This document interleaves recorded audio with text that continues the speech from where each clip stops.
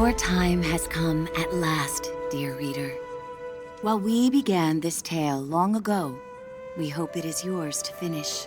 But this story is not yours alone. No, it is tied to another.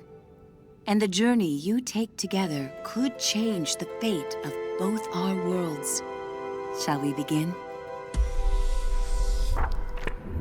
They called it the Cinder Night. What came from those dark, starless skies would change the world of Moss forever. The peace that had settled across the land was broken by an unconquerable nightmare. And that night, the animals nearly met their end. First, they killed the king. A winged creature broke from the shadows and plucked him from his royal bedchamber high atop the tallest tower. Next, the serpent Sarfog and the armies of the Arcane tore up from the underworld. They ravaged the castle in search of that which gave the king power beyond understanding. One of the fabled glass relics. The Kingsguard fought bravely, but the castle soon pulsed with the Arcane's evil. Every room was gutted, every statue, tapestry, and adornment hexed. But the glass was never found. Even the reclusive sprites set aside their differences on that fated night. They sent a great champion, empowered by their own glass relic, to challenge the serpent and its steel army.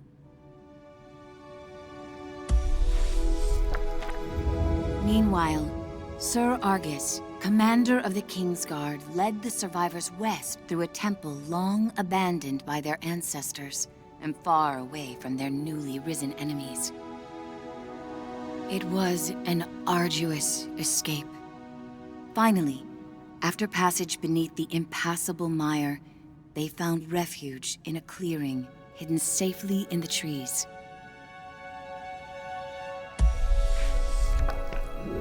Argus charged back to join the sprite champion at the mire's edge. Together, they fought back the Arcane and sealed the temple passage that led to the clearing. But the champion was gravely injured. Clutching his glass, he retreated deep into the forest where he drew his last breath. A large tree grew upon him.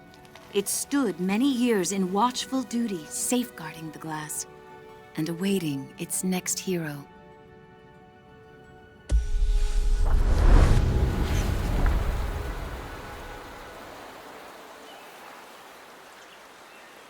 That hero, albeit an unlikely one, did arrive at a time she'd be needed most.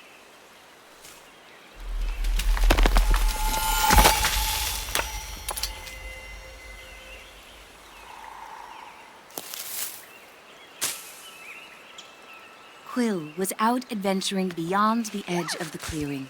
Dusk was creeping in, but she wondered what she might find if she went just a little farther.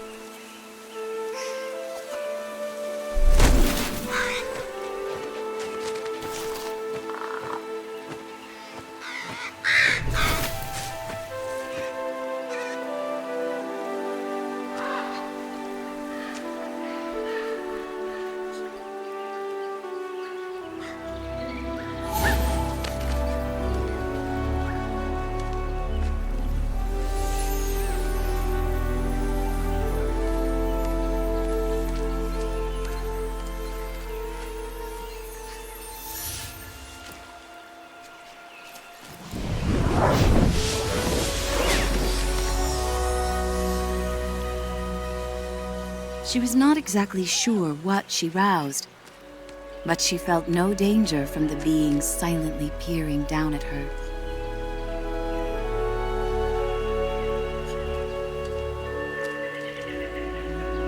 Quill had to hurry. The village gates would soon close, and night would follow.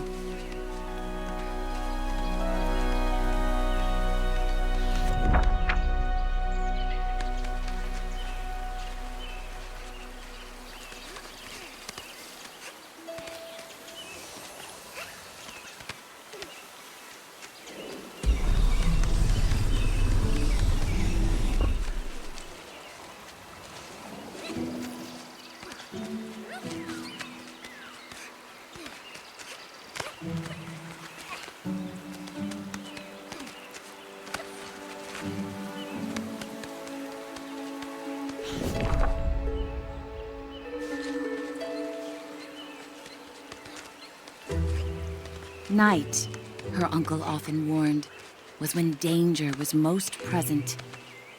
But Quill preferred the stories of the magical creatures that woke to protect the forest.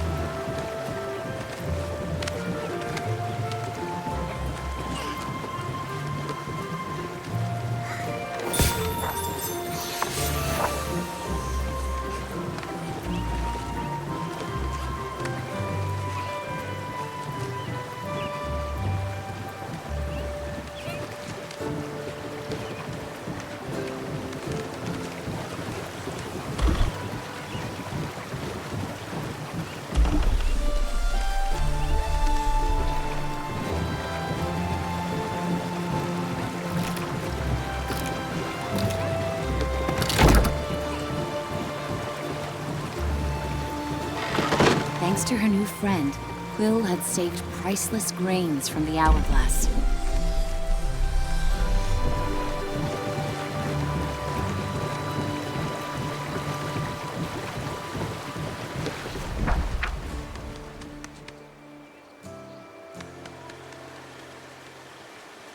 She raced to the door of the cottage she shared with her uncle, hoping once he saw her discovery, he'd lose himself in tales of its legend.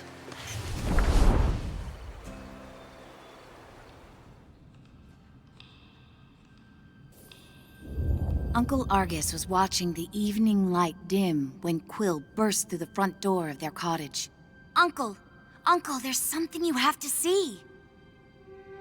Out past. Quill's hands trembled as she showed him the glass. What is it? She asked. A look of panic spilled over her uncle's stoic exterior. Where did you find this? Roared Uncle Argus.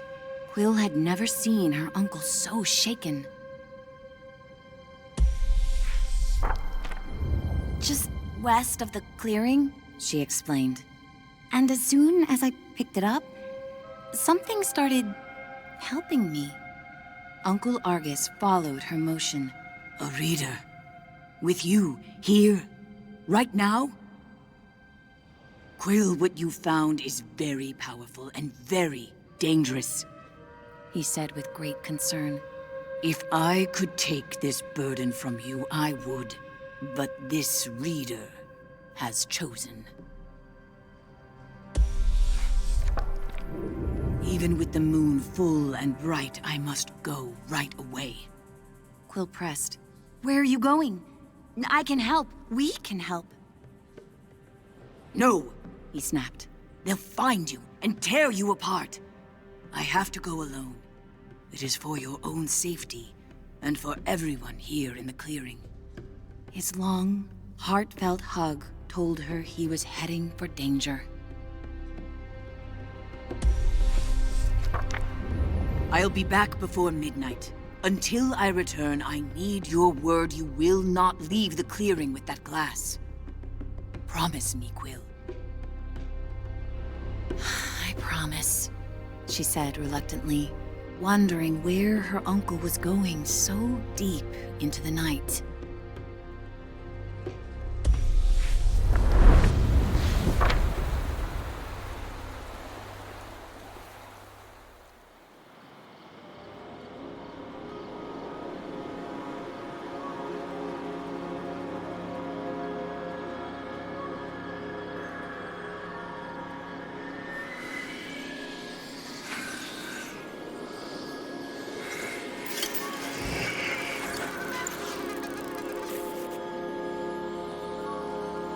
Hey, kid! Kid! Wake up! Hey, kid, over here! I know where your uncle went. I can show you. You're twofold now, very important. Bring that glass, and your sidekick too. We're going to need them.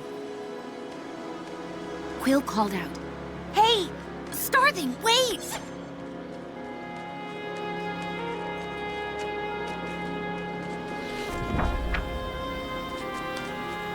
Quill had never met a Starthing. In campfire stories, they often meddled in the lives of mortals. And when they appeared, mischief followed.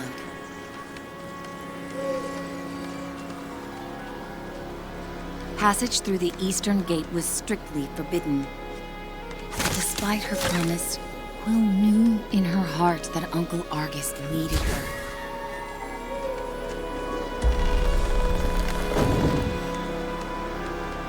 Quill demanded answers. Starthing, you can't just barge in here with your riddles. Where is he? What do you know? The trouble your uncle's heading for is the kind only you and that silent giant up there can get him out of.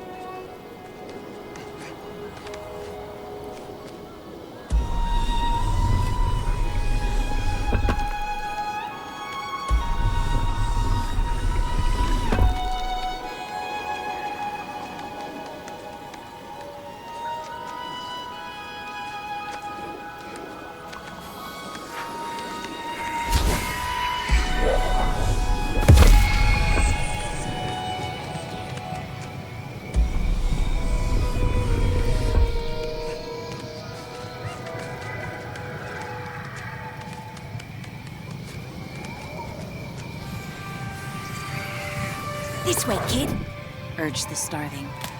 And don't forget to tuck your ears in.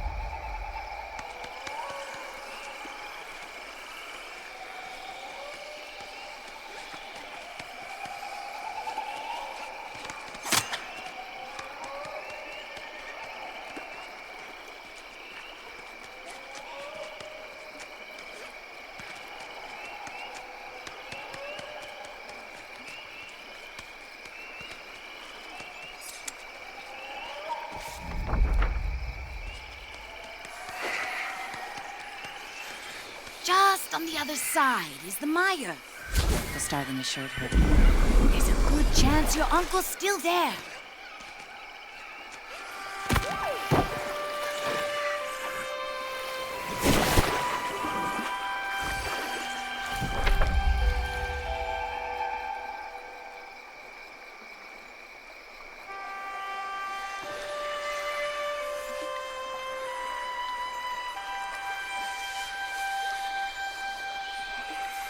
Did you hear that?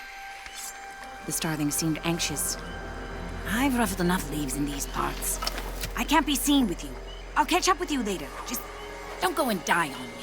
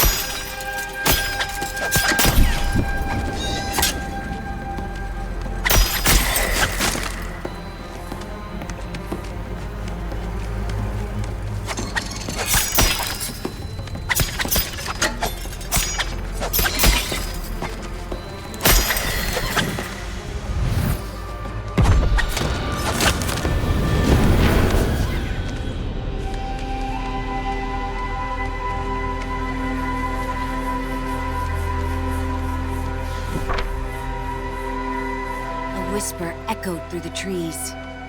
Fought like someone who has stolen our champion's power.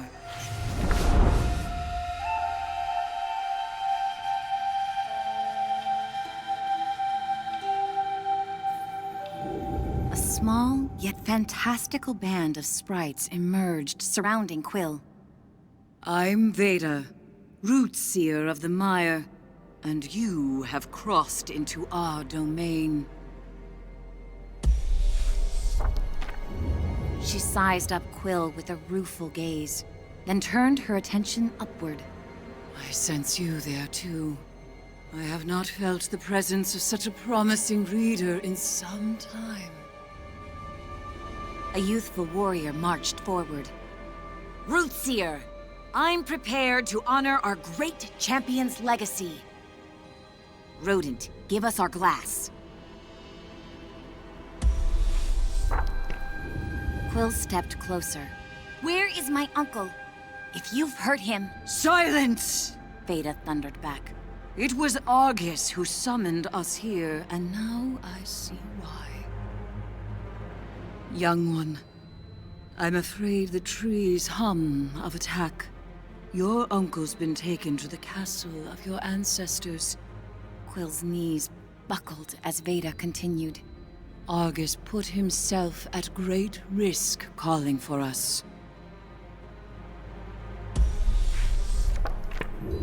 Your uncle once took a solemn oath to protect the glass of your fallen king. He is the only one left who knows where it's been hidden. The Arcane have long sought to wrest that knowledge from him. And you dare to cross into the mire with our glass? Sarfog will soon burn through this forest looking to tear you and your reader apart. Unless, of course, you find them first. Take these. Weapons made for the mighty champion who died so that your people could live. Quill felt its otherworldly power course through her.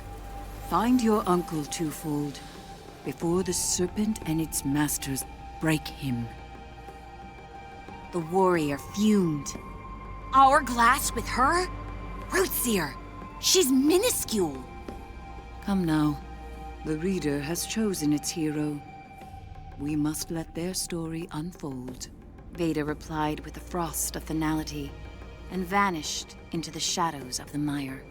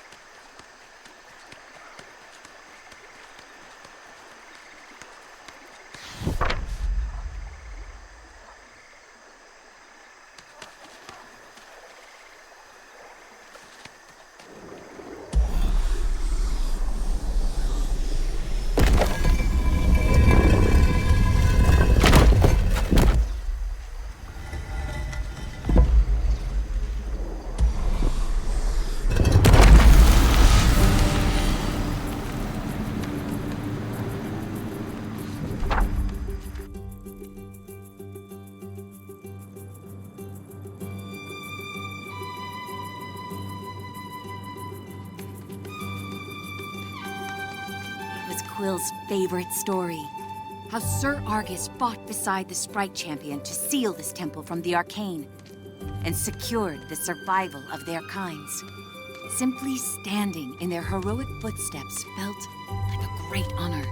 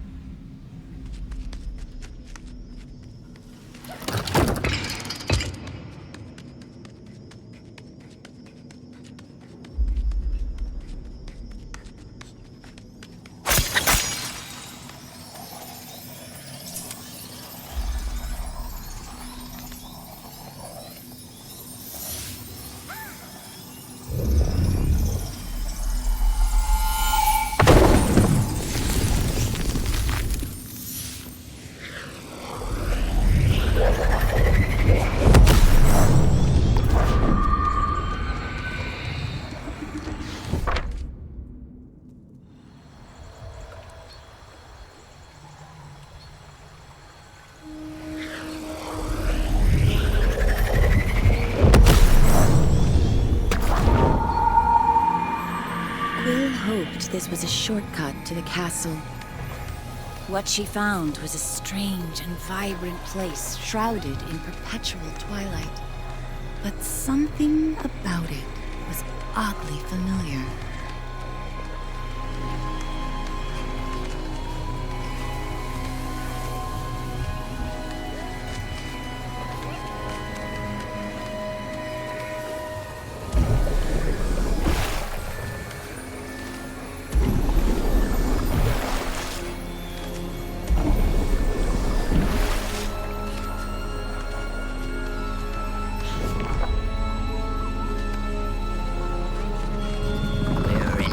A grumble echoed from the cave. And why would I do that? It croaked loudly, annoyed at either nothing or something. You in there! Declared Quill boldly. Where are we? I'm looking for the fastest way to the castle.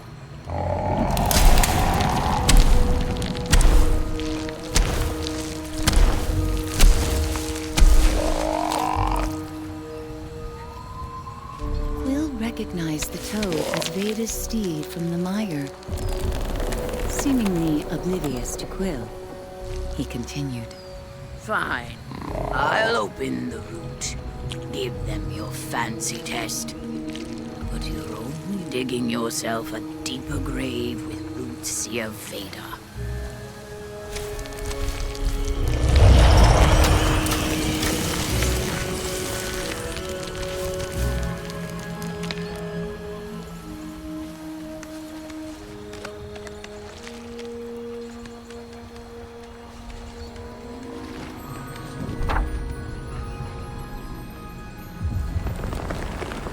If Veda knew I led you here, she'd burn my roots from existence. A voice rose from the soil, gently shaking the branches. But I need to know you can handle the perils of the castle.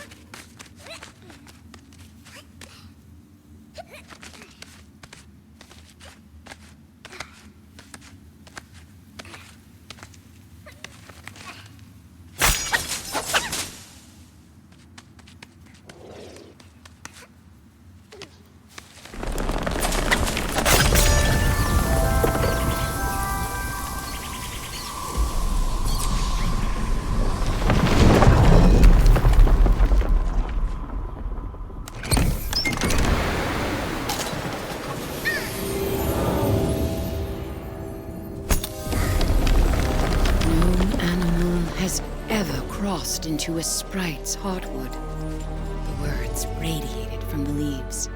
You must prove I've not erred in giving you the glass relic.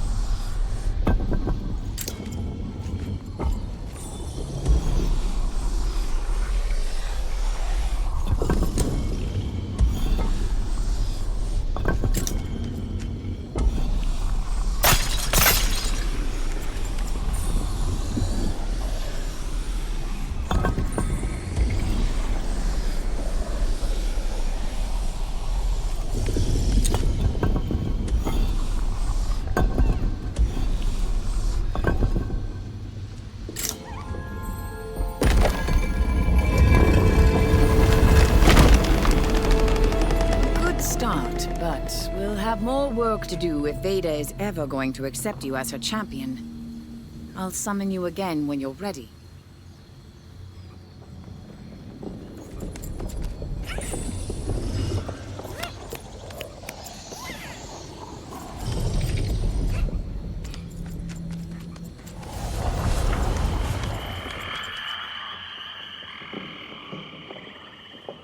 Quill and the Reader were reunited with the Toad of cantankerous disposition. One test. Small flies, if you ask me. I doubt they'll even find the second portal back.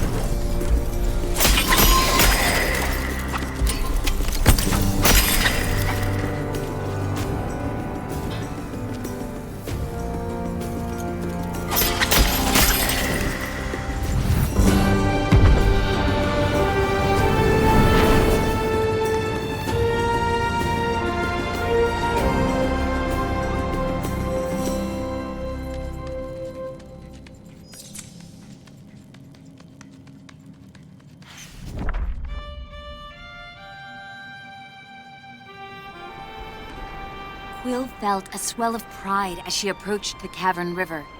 Its guiding banks once led her people to safety after the Cinder Night. Now, all these years later, she would follow it back.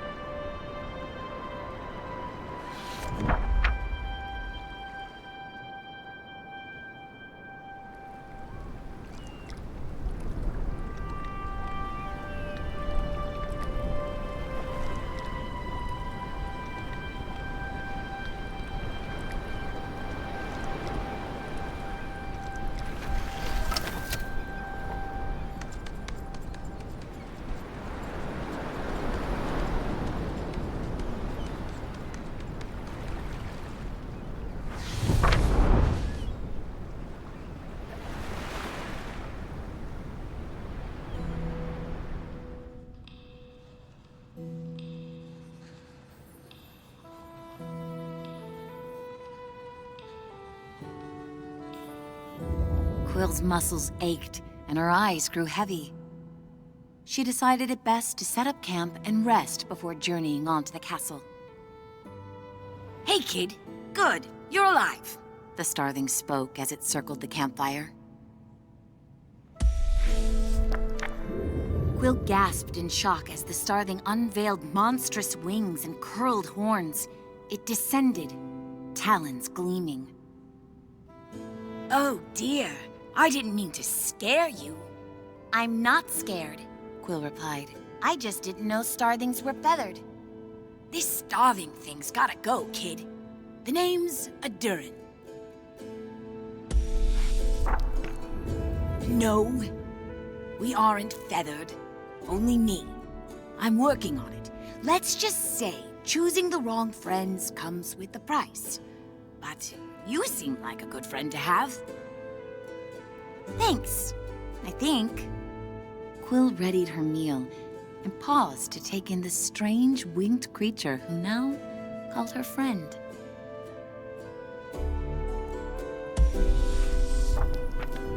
As a field of stars bloomed over the sky, their campfire conversations deepened. He's all I have. If I lose him, I don't know what I'll do, confided Quill. Adurin looked down at his wings. If I help you find him, can you help me? If we can, we will, Starling. I mean, Adurin.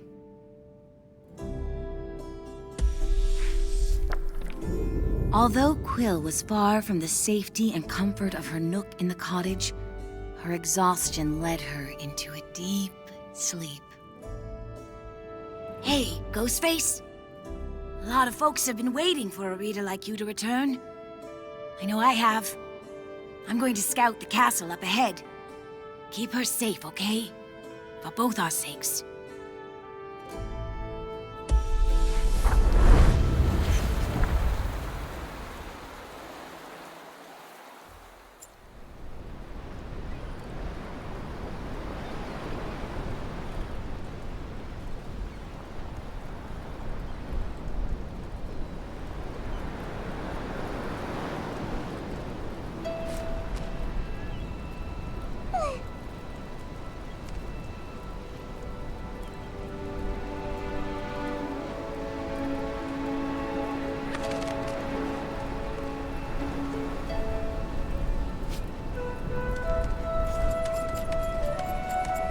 Adurin was nowhere to be found.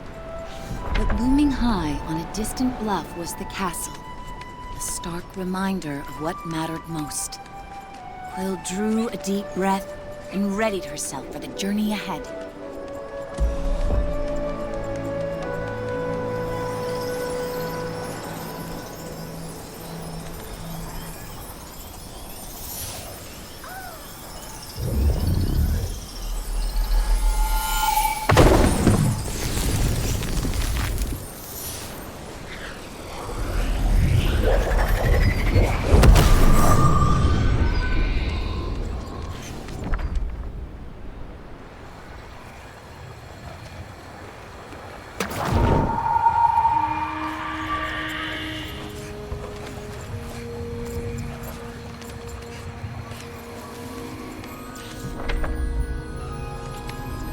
their return, it was evident the toad had not warmed to their company.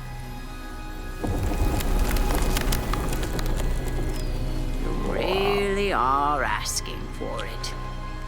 When they fail this second test, dibs on the runt for dinner. He muttered, to no one in particular.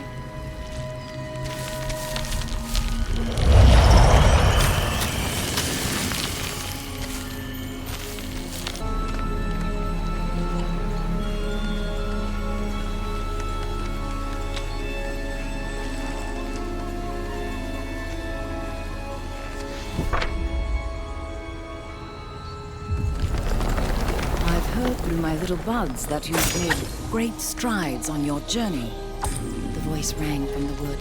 But the true test of twofold requires mastery from you both.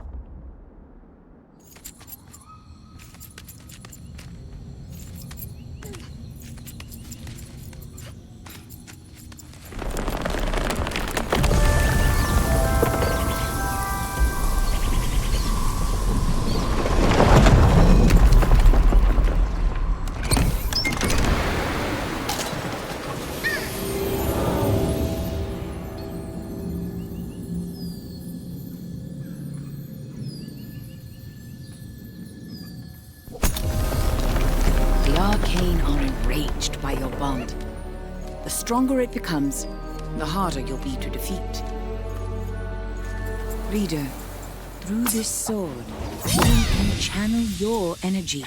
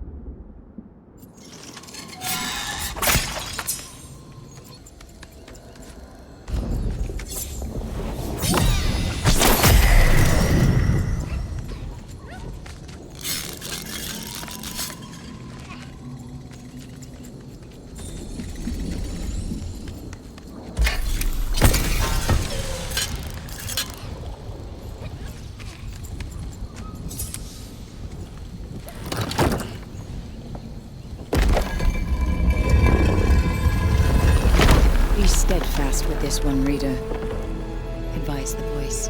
Things will get difficult, but you mustn't close the book on your hero.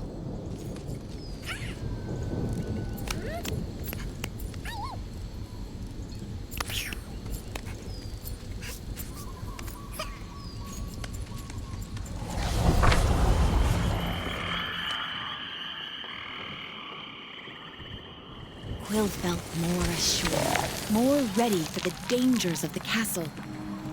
The toad, however, was not yet impressed. Still just a rodent in champion's clothes, if you ask me. Doubt they'll find the last portal back here.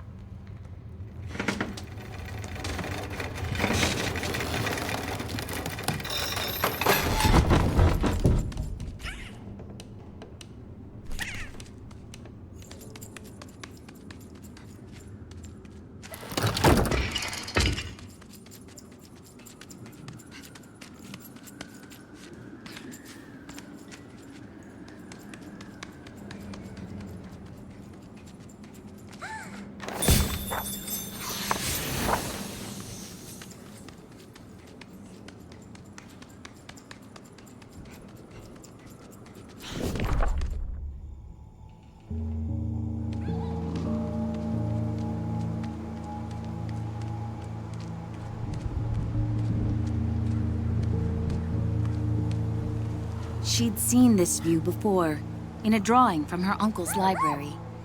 Being here made her heart flutter, and then sink. If the story of her family had been different, this would have been her home.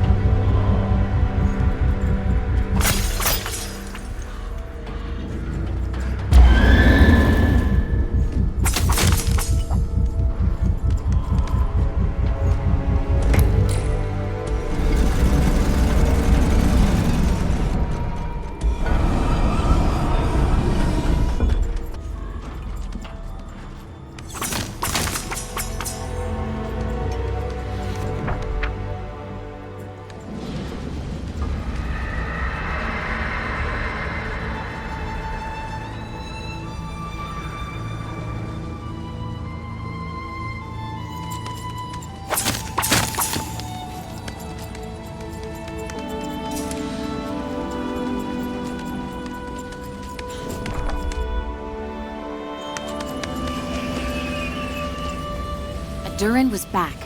Hey, kid. You took long enough. I found your uncle, but the Master Sentry's been activated. I'm trying to sort it out. This way!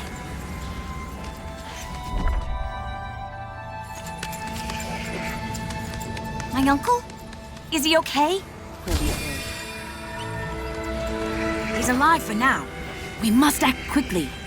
As long as that Master Sentry is watching, the path to the castle is a dead end. Maybe you two can find a way to shut it down. And I'll, keep watch.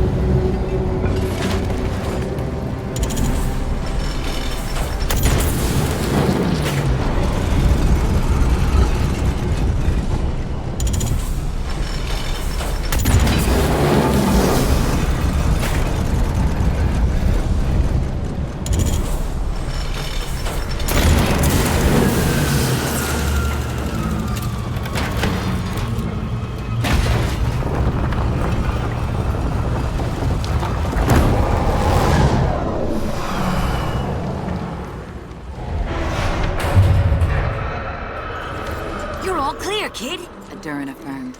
it should be a straight shot to the castle now. Come on!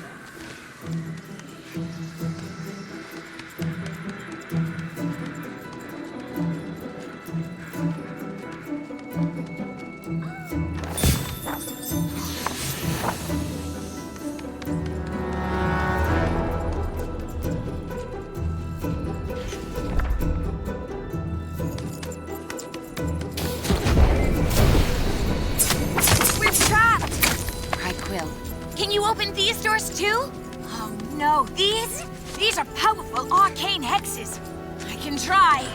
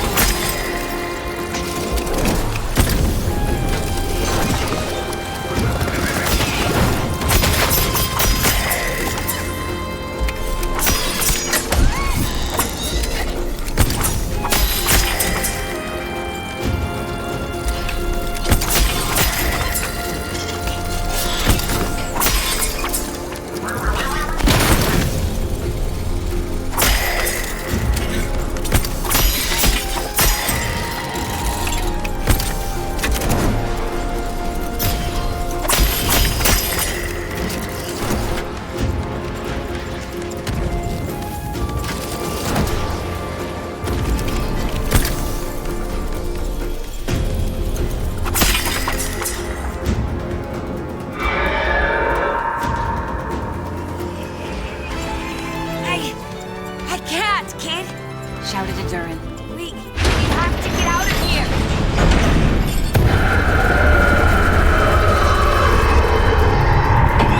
Down here!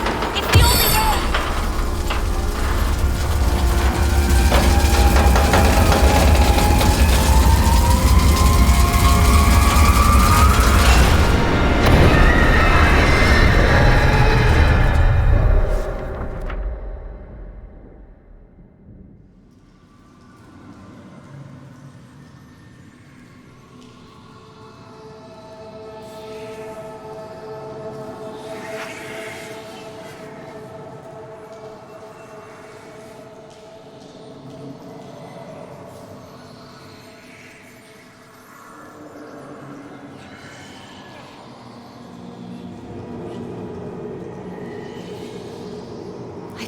terrible mistake. What is this place? What's that smell? Durin?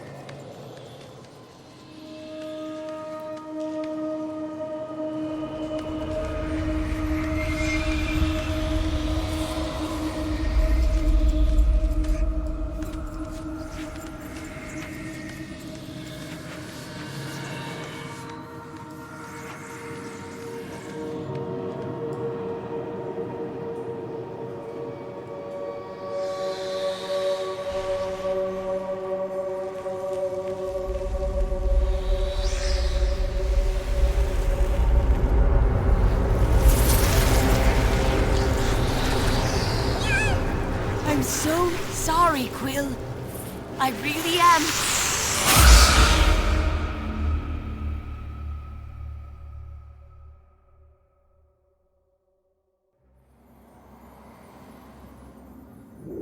All remained still, save for a blazing shadow poised to strike.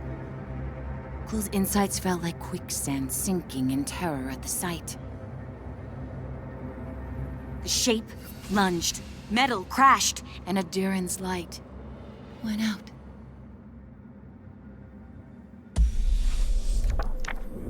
Quill's beating heart drew Sarfog's attention. It was a monster of such harrowing enormity that survival seemed impossible. But then, the reader illuminated a break in the stone. Quill dove, the opening just big enough, and narrowly escaped the snap of Sarfog's fiery jaw.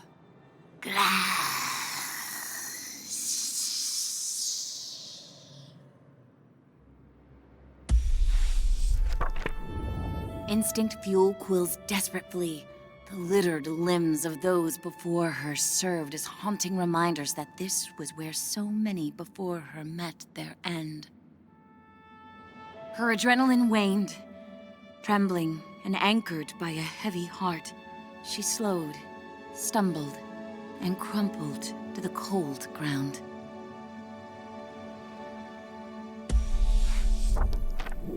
Quill had never felt more small and helpless. It would take an army to defeat Sarfog. Then, she felt a gentle touch of warmth and mustered the strength to look up. The reader was still there, expressionless as always, but unwavering in their loyalty.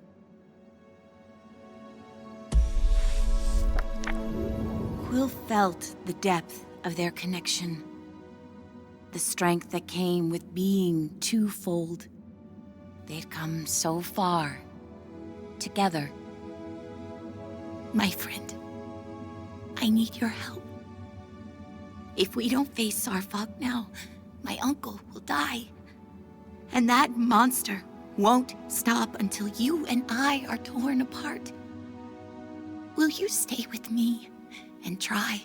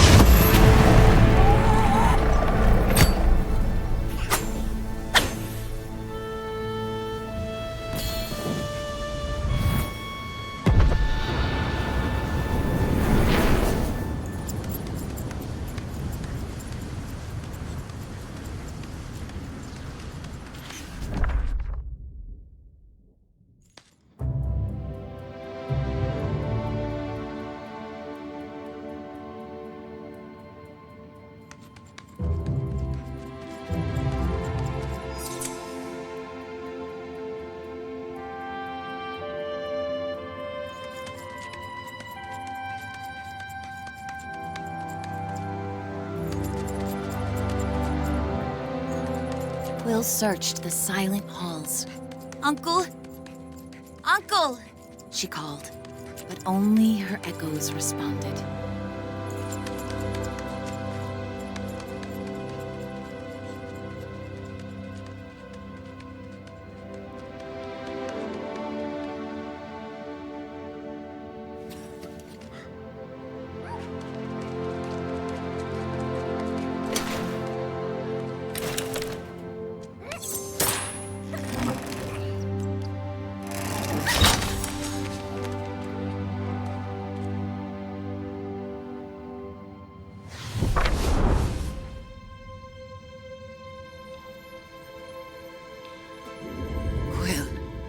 Is that really you? You have to get out of here. If Sarfog finds you... "Uncle, Sarfog is dead." His voice trembled as he spoke. The glass. The reader. You've bonded. I wanted to keep you safe from all this. It is not a burden you can bear alone. I'm not alone. My Quill. Twofold and strong. He resigned. "We're safe now," she assured him. "Let's go home." No, Quill. You've never been in more danger. His voice faltered. The arcane do not end with Sarfog. The king's glass, hidden here in the castle. You must reclaim it. "Where?" "We're ready." A promising beginning indeed. For so long, another has toiled to write an end for us all. But your bond with Quill grows strong. Your fates, yet still unwritten, are now entwined. And that gives us hope. Yes, your journey together is far from over. Rest now, dear reader. We'll begin again soon.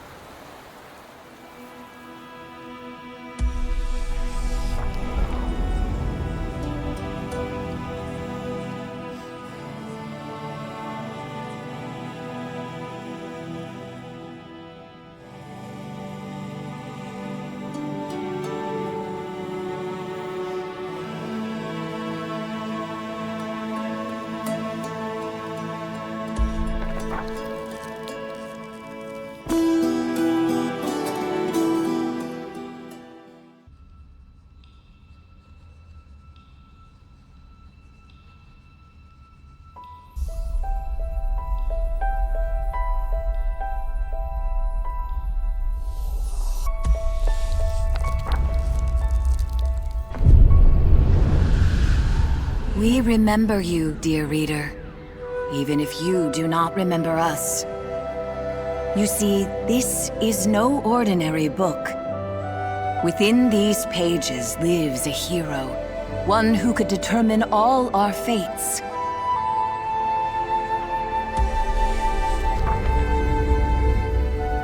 She needs a reader who knows just how important they truly are. Shall we begin? Every war in Moss begins and ends with the Five Glass. And on the Cinder Night, the Arcane tried to take them all. Sir Argus, commander of the Kingsguard, sacrificed everything that night to ensure the King's Glass was safe. The sprites, too, had their own glass to protect, and their great champion did so until his final breath.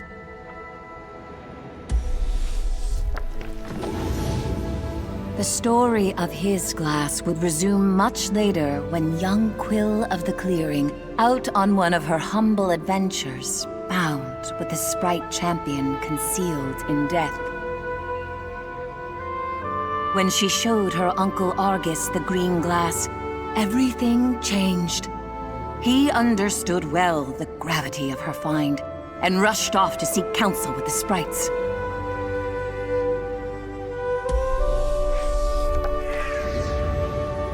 But Argus was captured by the Arcane, and so the starving Adurin came to Quill with a promise to lead her to her uncle. Quill knew of starthings only from campfire tales of magic and mischief. Yet still, she decided to follow. Quill knew her uncle needed her, but not just her. You see, Quill was bonded by the glass to a reader, a soul whose gifts proved the perfect complement to the young hero. Together, they were twofold.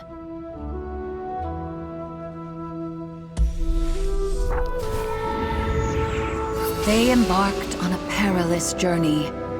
The Arcane's pursuit was relentless, and Quill barely survived. Adurin, who had become a friend of sorts, was not as fortunate, ending up in the jaws of Sarfog. Sarfog was the Arcane's most ruthless general, and at the very gates of the castle seized on that Cinder Night, the twofold heroes slayed the monstrous serpent and rescued Argus from captivity.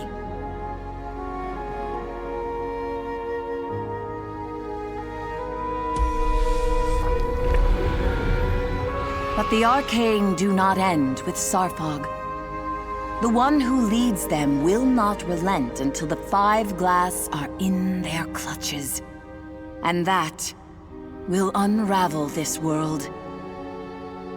Our fate rests with Quill.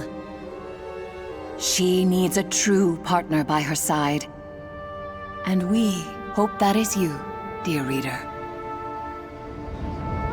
So let us begin at the castle, where Quill and her uncle must brave the Arcane to retrieve the King's Glass, still hidden away after all these years. Or so they hope.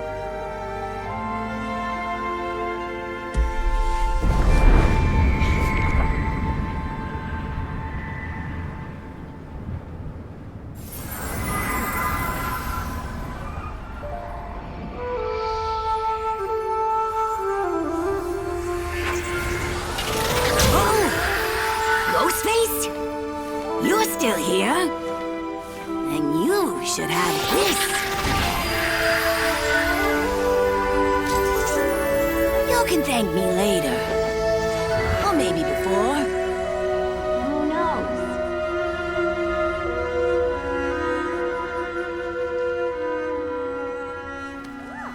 Quill searched the castle entrance for her uncle's sword. He'd insisted they'd never reach the King's Glass without it. Quill was shocked to find it hiding in plain sight. She must have missed it last time around.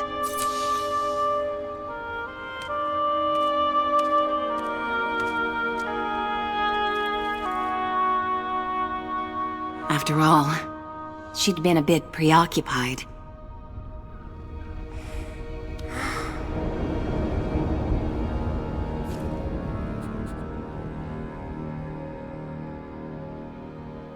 Together, we can accomplish anything, Said Quill, looking up to her reader. I couldn't have defeated this monster without you. Thank you for being here with me.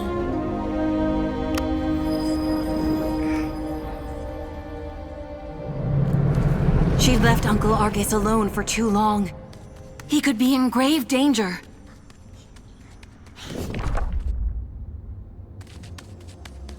They had to hurry. Her poor uncle was too injured to defend himself should the arcane find him again.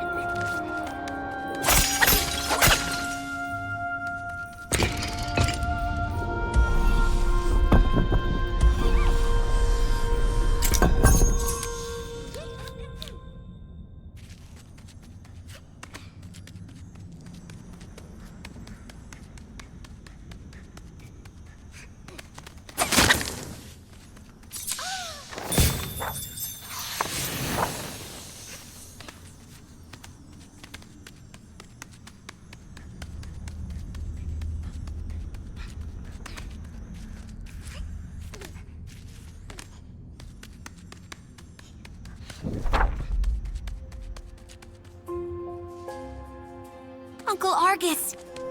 Quill was relieved to find him safe. You found my sword. You wouldn't believe where it was.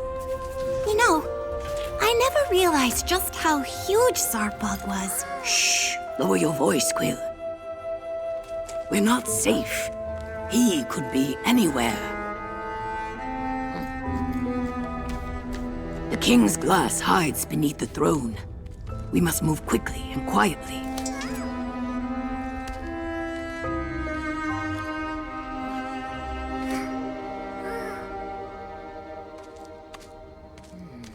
Your reader. Are they still here? Yes, Uncle. They're right by my side. We're twofold. We aren't afraid of the arcane. I see. He said with a hint of pride. Now, keep your ears open and your sword ready. We must get to the throne.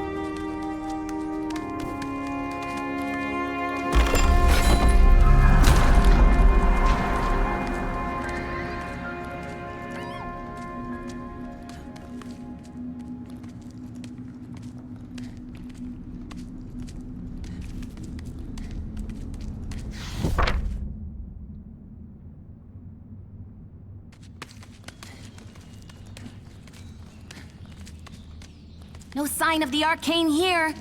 That's what worries me.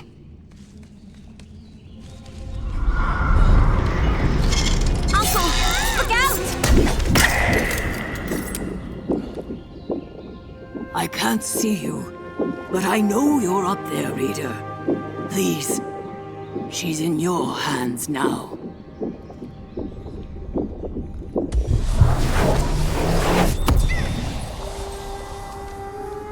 Quill. You're far too important to risk yourself for me. The greater good must always come before matters of the heart. Quill didn't understand. He was our family. He'd always come first. But she knew better than to argue.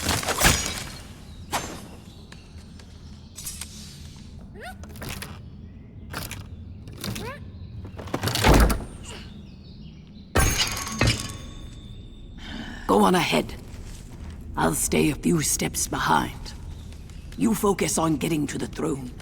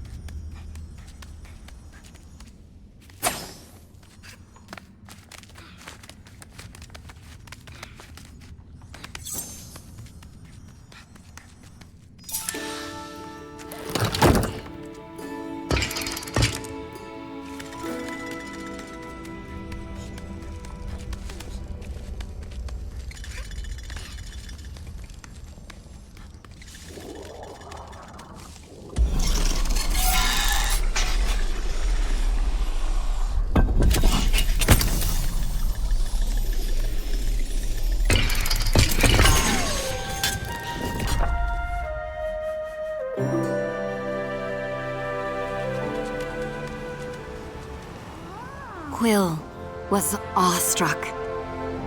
This was the legendary throne room, the same room where her uncle was once knighted by the king.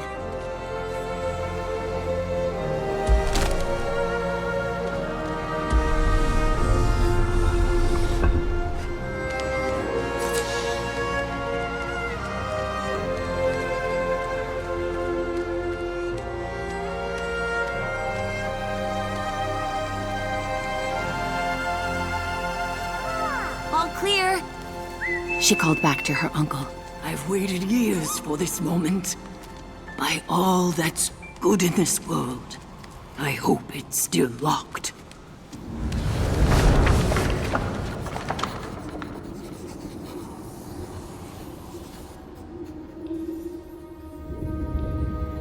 Ha!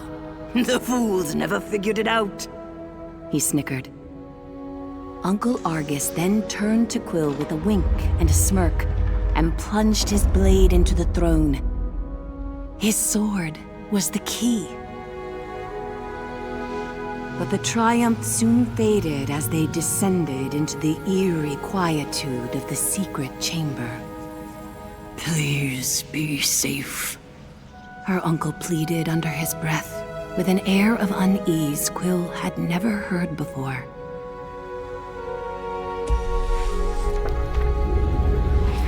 A voice barked back. I'd retreat if I were you.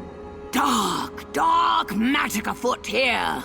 One whip of my wand and a swarm of undead wasps will skewer you alive. Her uncle laughed.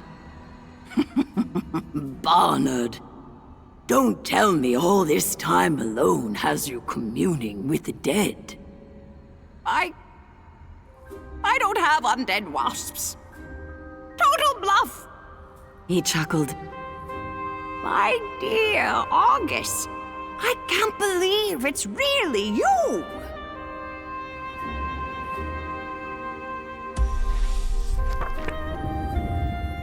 I'm so sorry, fretted her uncle. I tried to get back to you so many times. I just couldn't kill that vicious snake. Their long-awaited embrace was cut short. Argus! Barnard panicked. I feel the reader's presence! The usurper followed you in! No, Barnard! This is Quill, my next of kin and a twofold champion. They slayed Sawfog. Holy whiskers on a weasel! Barnard was stunned. Oh my.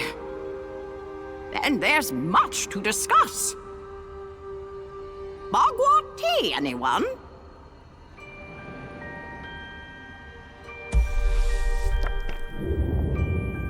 Barnard spent hours recounting his years in hiding, protecting the King's Glass from the arcane. And with Sawfog dead, that winged tyrant will tear this castle apart. He knows one glass is here. Now two? This is bad. Very bad. Not if Quill gets all 5 glass first, said her uncle with a grin. Madness, Argus! Barnard replied. Even a twofold cannot take on their army. Not with a warden forging screechers and scorchers and Arthur knows what.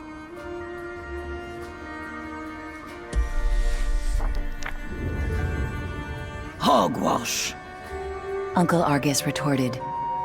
Quill can handle that bloated behemoth after she rallies the Sprite army. Don't you see? Once we join all the glass, there will be no arcane. Even Vader will see it our way. She must. We could unwrite them all, Barnard mused. But Argy, the truce states the glass must remain separate. Truce be damned. We need the remaining glass to restore peace. But first, Quill must rally the sprites. It's the only way.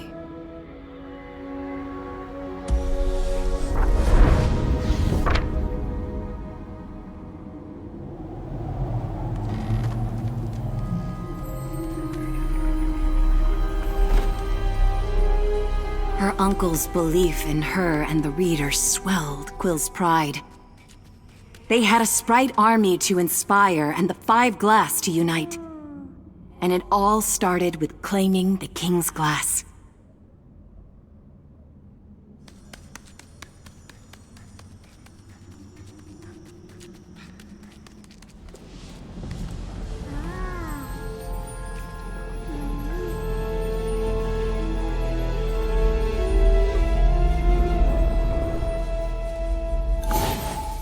2 down, 3 to go, thought Quill, excited by the adventures ahead.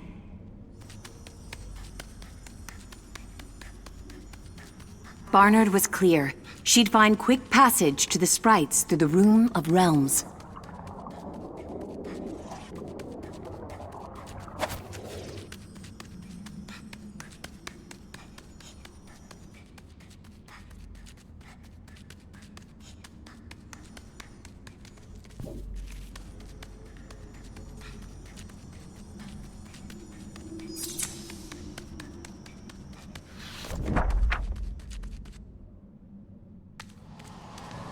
Quill could see the green glow of the sprite realm radiating from the doorway ahead.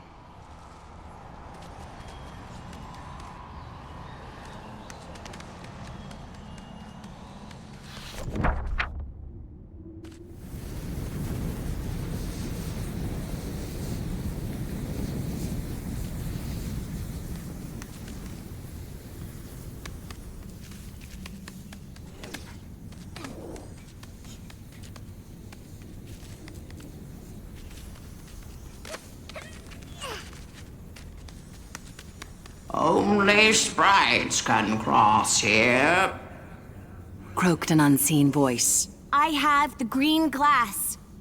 I'm your champion. Oh, fine then. The voice grumbled. But no one here's calling you champion.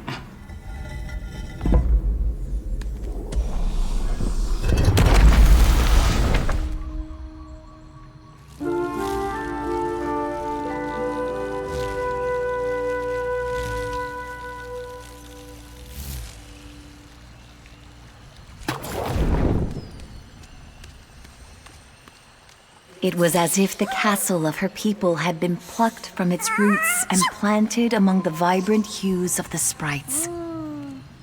Quill marveled at the magic of it all as she hurried to rally the sprite army.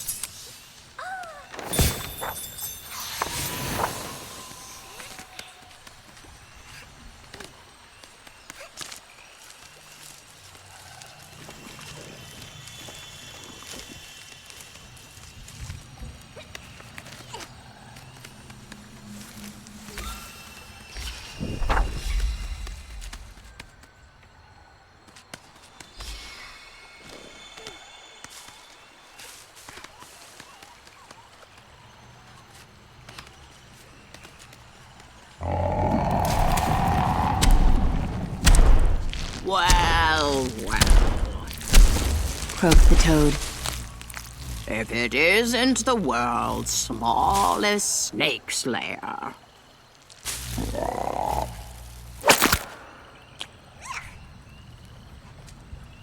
Sarfog was only the beginning. We're here to ask Veda and the sprites to join our fight. Impossible! The toad scoffed. Rootseer Veda, revered leader of the Maya sprites and astute seer of the fates and patterns of nature's purview, does not take walk-ins. Please, our fates depend on it. I need to speak with her. And I need a nap. Fine, you're the champion. So prove it. Follow this little bud here. See where that leads. Then, by all means, come back here and walk right here. Now shoot.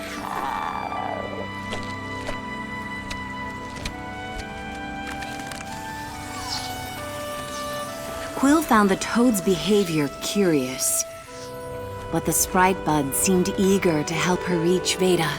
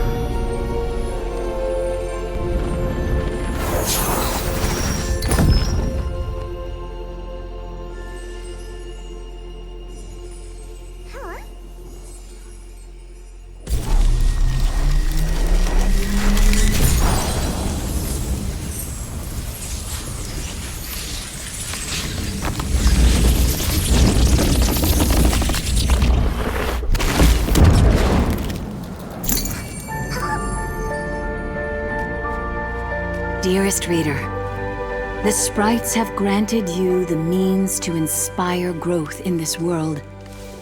Use this gift wisely, and Quill's path will flourish.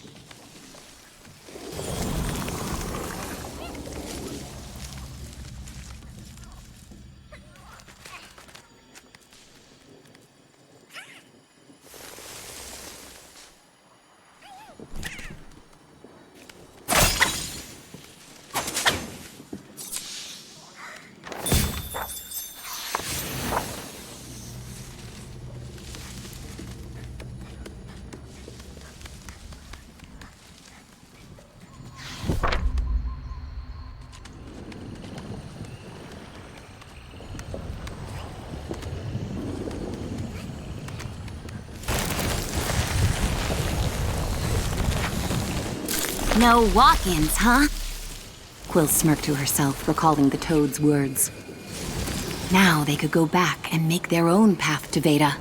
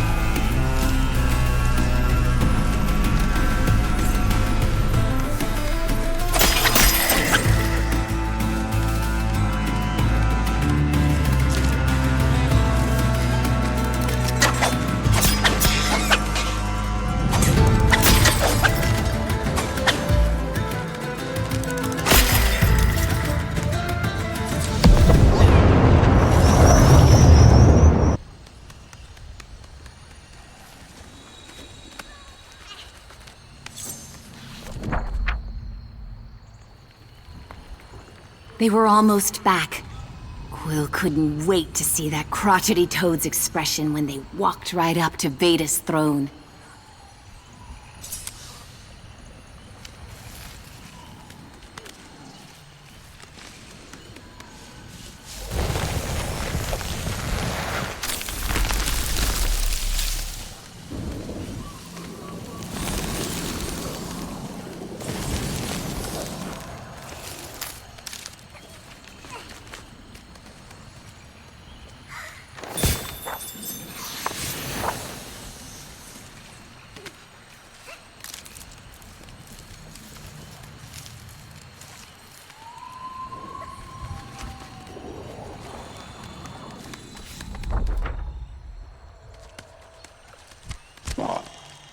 Looks like you may be able to walk in and see Veda after all.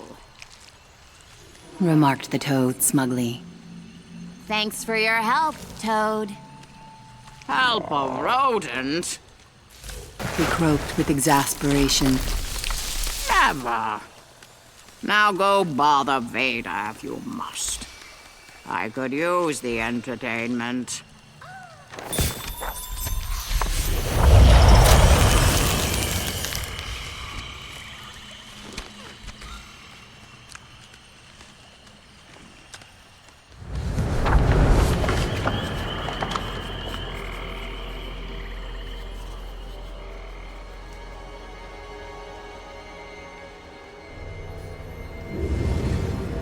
Quill approached Veda's throne with the confidence of a champion. Rootseer Veda, Sarfog is dead, she proclaimed. My reader and I stand before you now to ask for your help. Yes. The winds carried swift word of your victory, Twofold. Veda replied. And for making safer our soil, we are grateful. We'd be honored to provide both you and Argus safe passage back to your home in the clearing.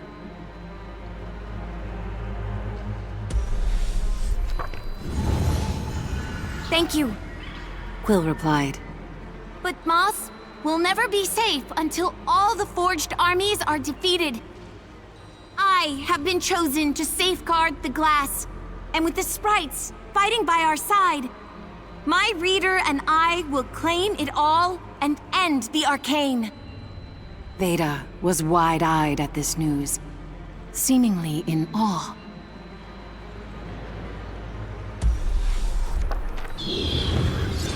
But the awe was anger. The glass cannot be joined! Veda fumed.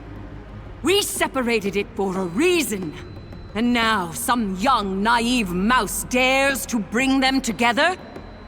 Quill was caught off guard, but kept her composure. Times have changed! Time is repeating! Veda snapped. The last one who dared to hold these 5 glass toyed with all our fates. So I will help you twofold. I'll help you to restore a vital balance. Give us back the green glass.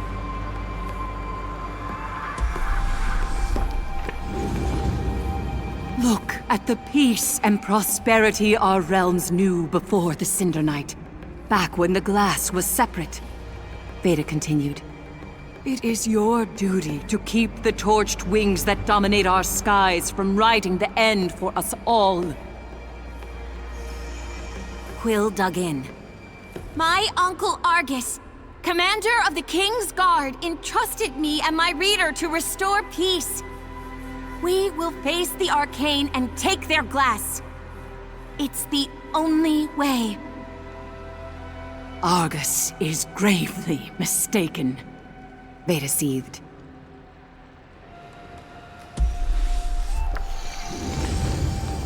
Are you here to play God, reader? She shouted to the sky. Is that it? Do you think yourself wise enough to author our fates?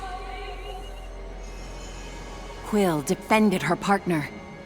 We'll fight this war on our own if we have to. And so you will. Let her pass. Veda ordered her soldiers. Then seal off every portal here. I had hoped you wiser than Argus, child. I pray our fates remain our own.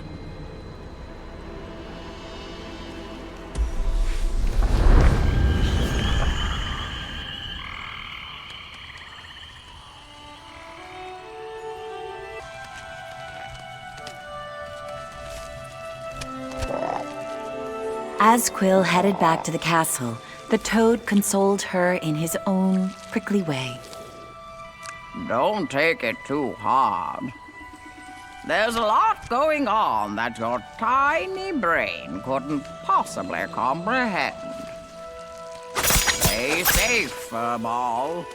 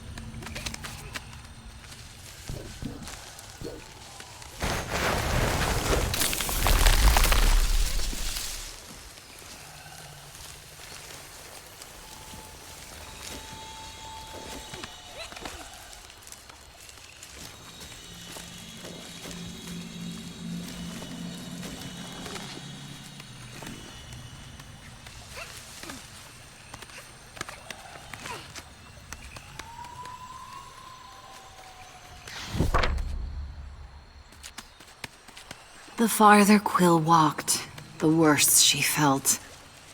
Uncle Argus had believed in her, and she'd failed miserably.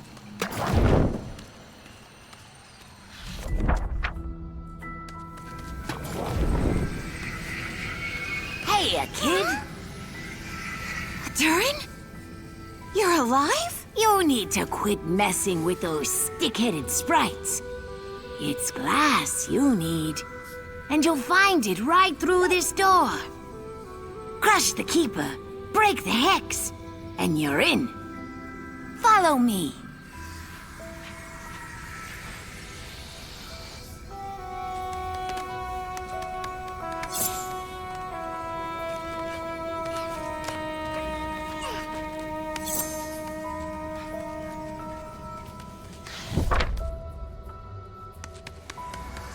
The last time Quill saw Durin, he was snapped up in the jaws of Sarfog. Yet, here he was, unscathed. What a wondrously strange creature, Quill thought, and hurried to catch up.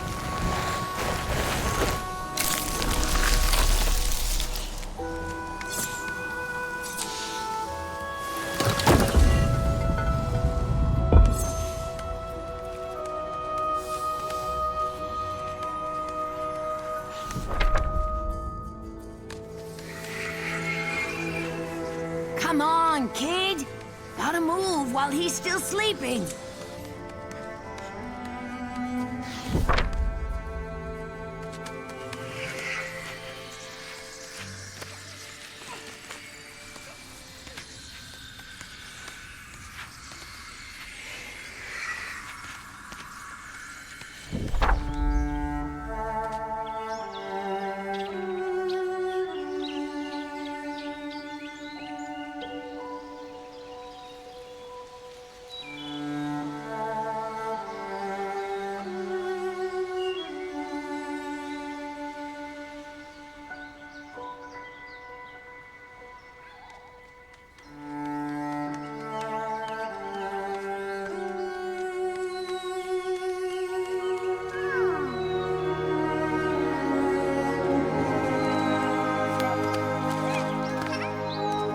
Keeper lives inside that greenhouse, kid. Adurin spun a gesture toward the shiny building in the distance. Me? I wouldn't dare. But for a two-fold like you, quick business.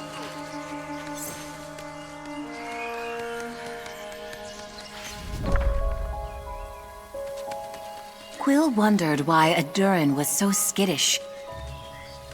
But if his plan led to more glass, then she wouldn't have to return to her uncle empty-handed.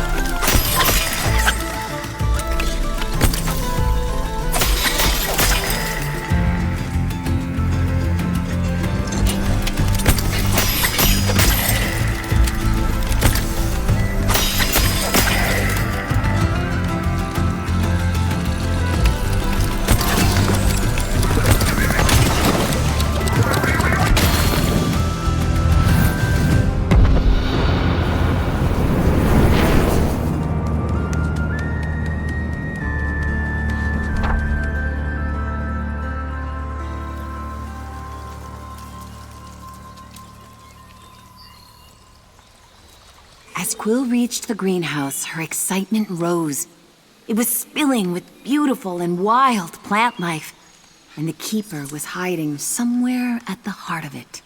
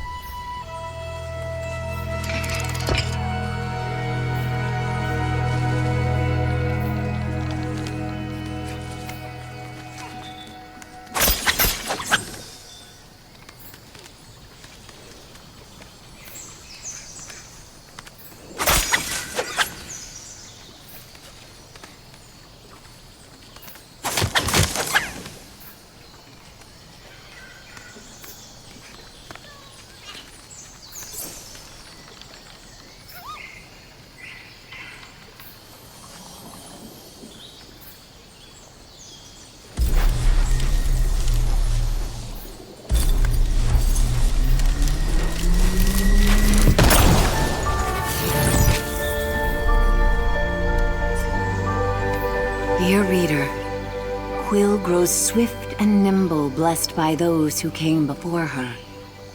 Do not let her passion surpass her means. We've come too far.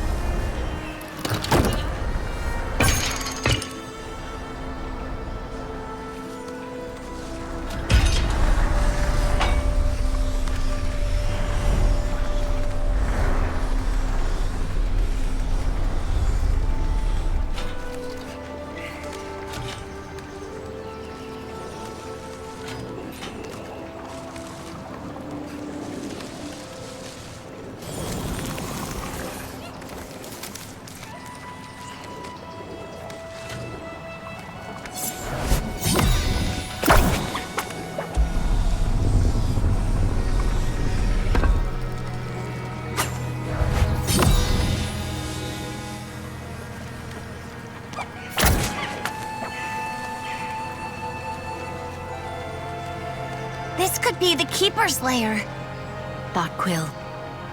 If so, she'd need to find a way inside to break the hex.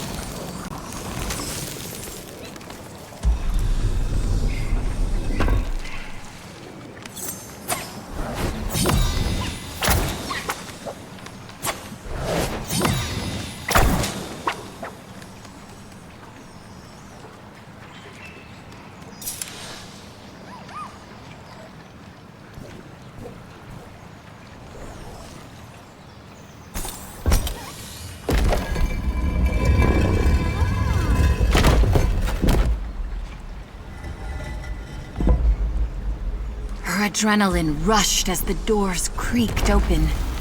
Quill nearly hesitated, but resolved to crush the Keeper, break the Hex, and make her uncle proud.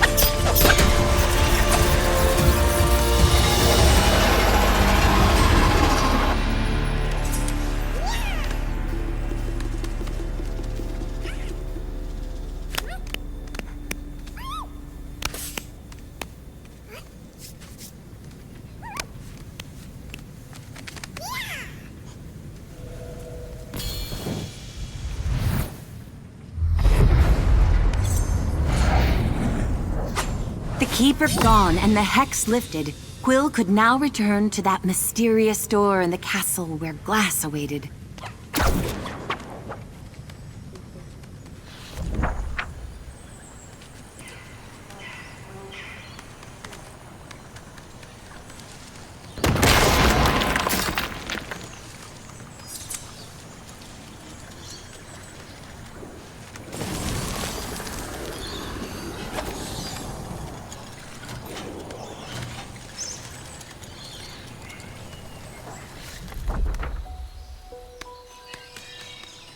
Thinking of Adurin, Quill recalled an old rhyme from her school days. Don't trust a starting, but if you do, count the whiskers left on you? No, that wasn't quite right. But the song warned of starthing trickery.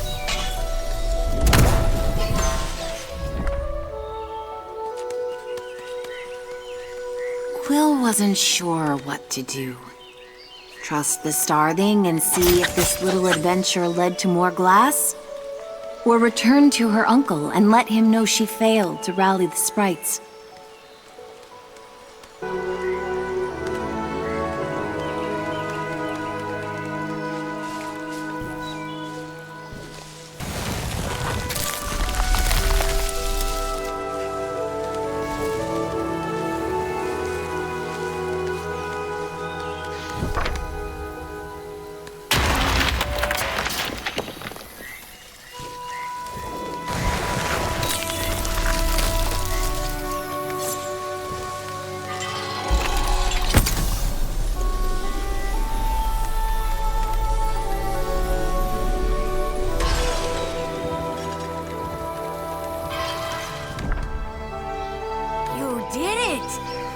Adurin returned with delight. I knew you would. Never a doubt. Come on, the hex is broken. You want more glass. I know just where to find it.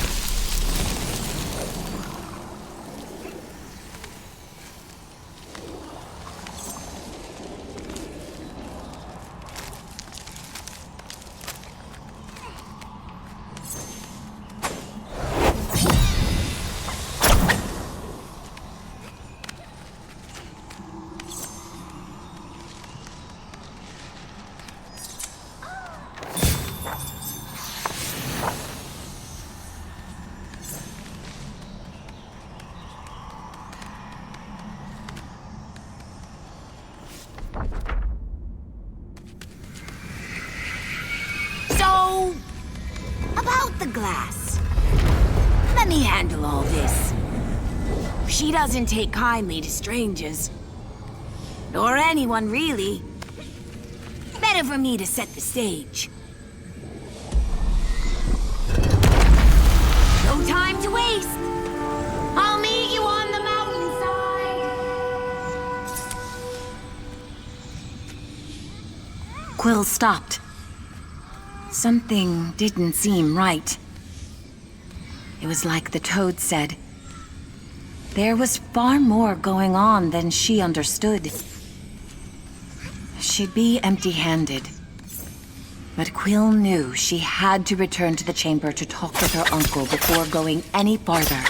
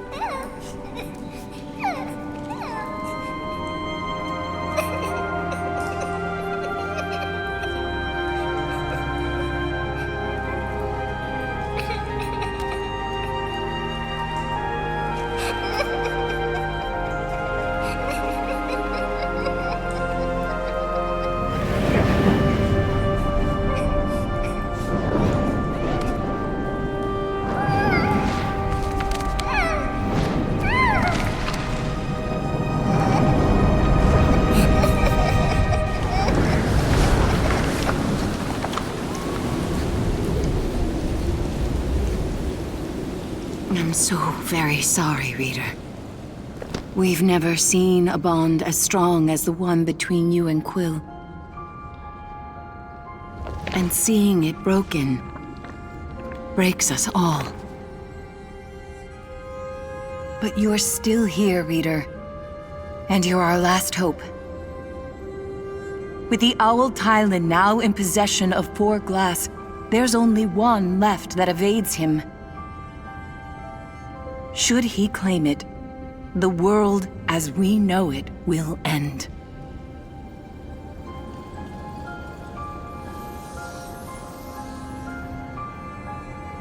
The fate of Moss now lies in a tale that has turned quite cold to its readers.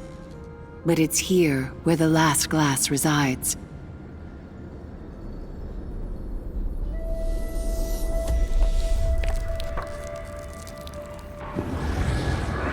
Long ago, a single creature held all 5 glass, and their reader became a god. You see, a reader with 1 glass can be a part of the story, but a reader with all 5 glass unlocks the means to rewrite the books of Moss, to author fate itself. And this reader had hate in their heart. Twofold became torched. The poor creature's will lost to the reader's own, and the world of Moss suffered a great unmaking.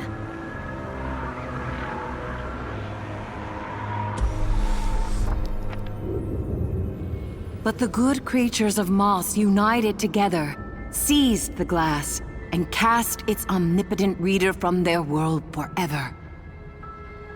That any mortal survived that time was nothing short of a miracle. As time passed, champions rose and fell. Peace, however fragile, didn't come until the truce. The glass was divided between 5 realms, each vowing never to combine it again. But stories retold tend to fade with age, and history too often repeats.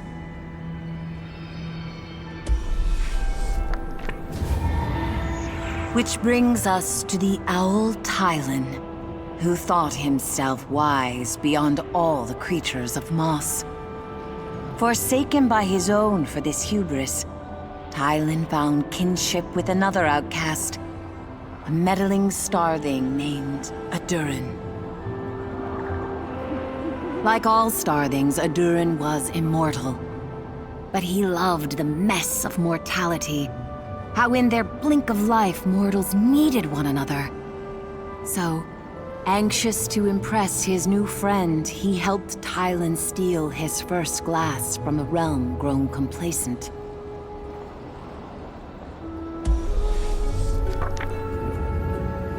Such an act was ruled a crime among the Starthing's own, with a punishment Adurin refused to accept.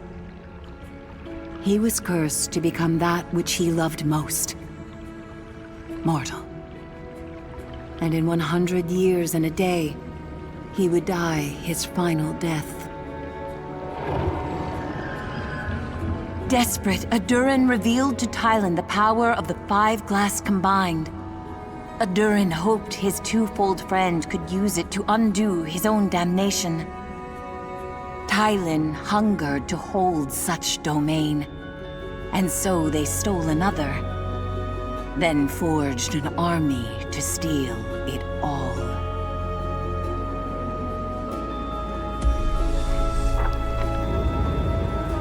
Then came the Cinder Night, the night they would claim all 5 glass. But they failed, and enraged whispers befell Tylan's ears. Adurin sabotaged us. Sever ties with that cursed starving. Let him die. And the owl obeyed. Since then, Tylan has hexed and hunted every corner of Moss, And now only one glass eludes him. Lucky for us, the one who holds it hides herself well. But she vowed long ago never to answer the call of a reader.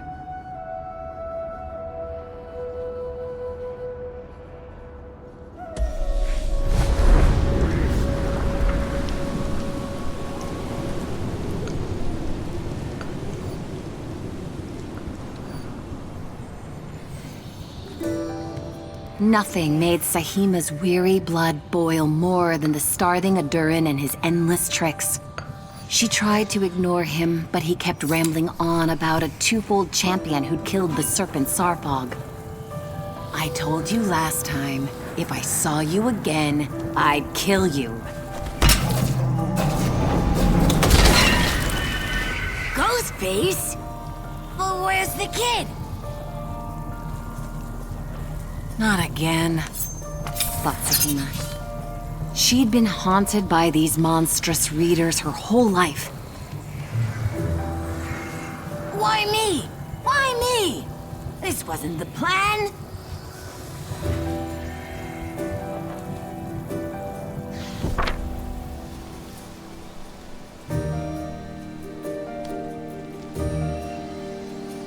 Ghostie's in the snow. Quill's a no-show. Well, where'd the glass go?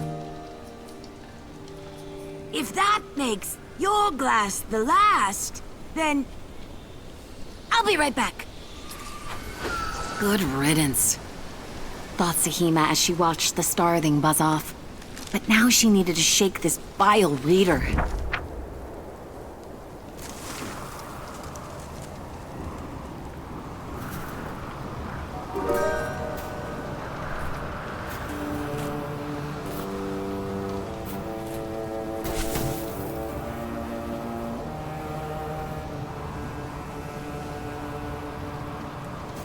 It was no use. There was no escaping this one. You're not welcome here, reader. I work alone.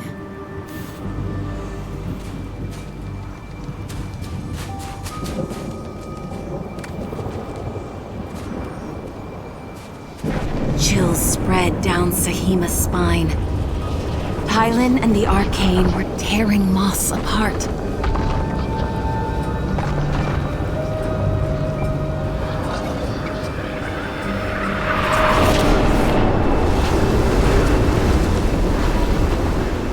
Reminded her of the Cinder Knight.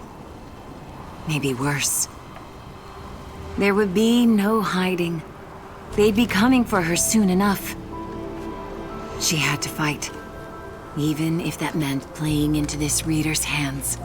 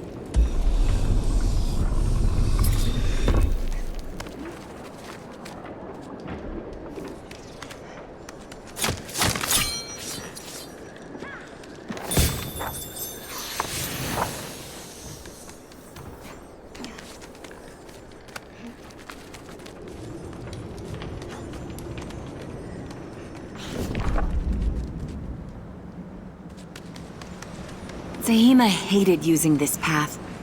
It was here where she promised her mother she'd protect the glass with her life and never let a reader tempt her.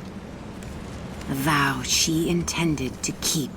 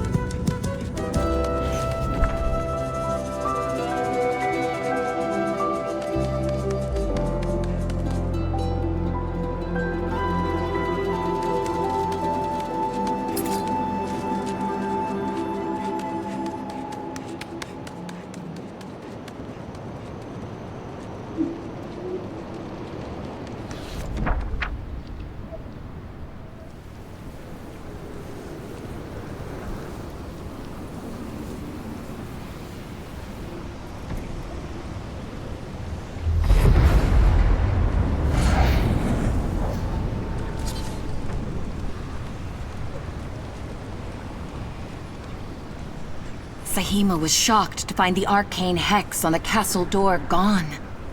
Maybe this Quill champion is leading a resistance, she thought. Sahima needed to find her and figure it out.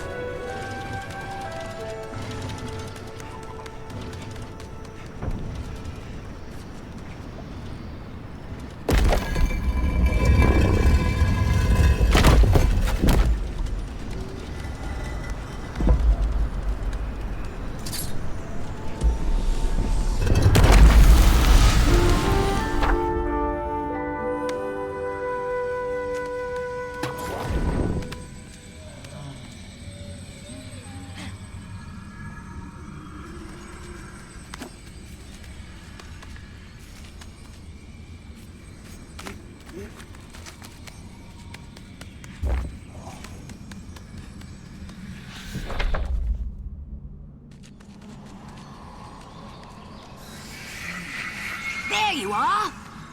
Adurin sprung maniacally from the castle depths. Quill's down there. Somewhere. Follow me.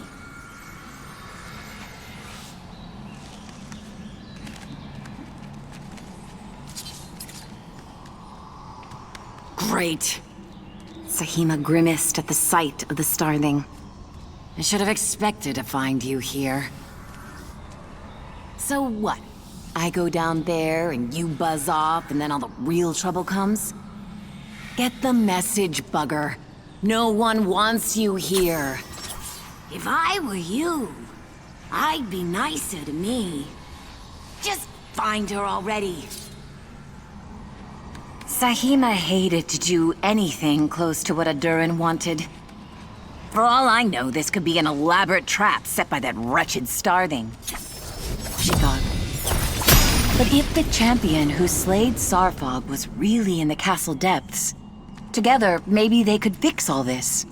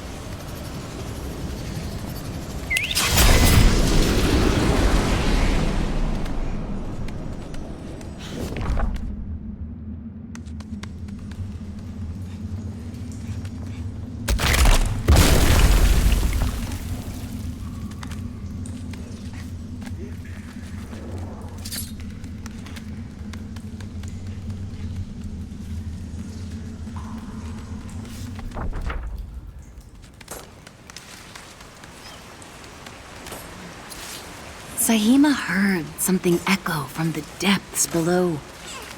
She inched her way to the edge to get a better look.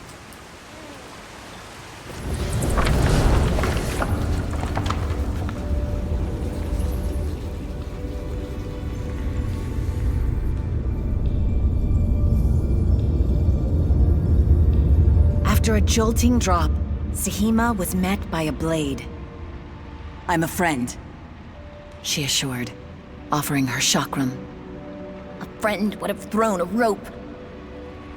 The stranger countered. "From the wreck I've seen up there, you're better off down here." You're alone then? Sahima nodded as the stranger relented her blade, unable to see the towering reader. We defeated Sarfog and countless forged soldiers, but then... that owl... I lost everything.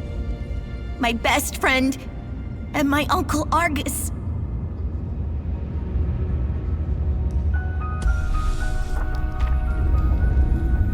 This was Quill? The champion Aduran had babbled on about? But she was so small and unassuming. Wait, you slayed Sarfog? Blurted Sahima, unconvinced. Yes. My reader and I did. A reader helped you? Sahima couldn't hold back. They don't belong in our world. She could feel the piercing energy from the reader as she spoke. Where I come from, we learn never to be tempted by the power of those monsters.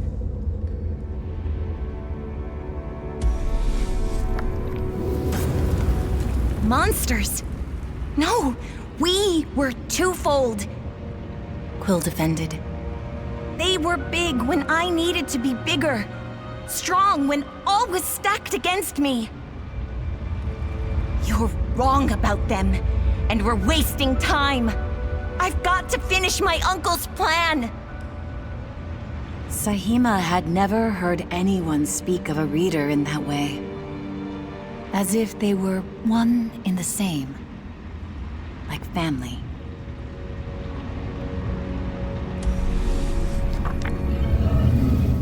Sahima's curiosity was piqued.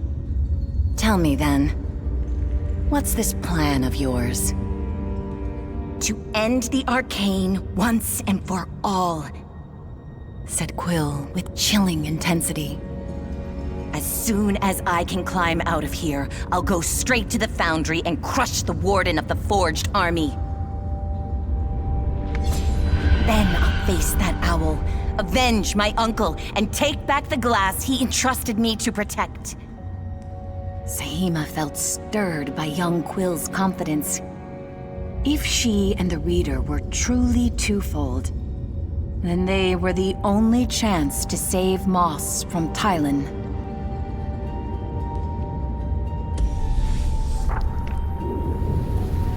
And you plan to do this alone? Asked Sahima.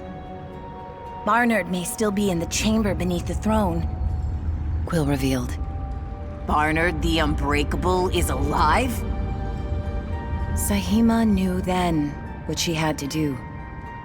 Her burden could be their savior. And as she threw Quill the winter glass, Sahima shared her mother's dying words. A reader's will over Moss falls solely on the one they've chosen. So don't mess this up.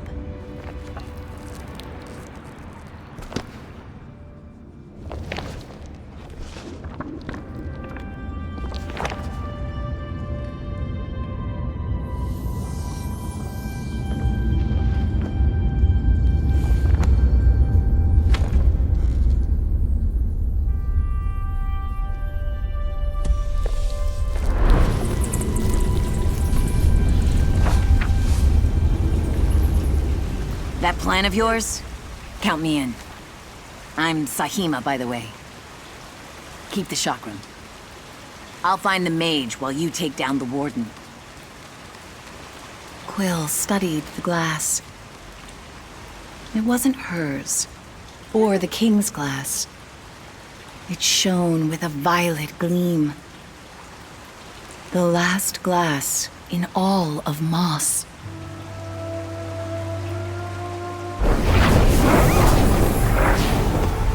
Quill couldn't believe her eyes.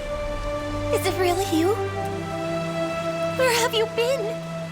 Quill realized then how little she knew about readers. What she did know was she had missed her friend very much.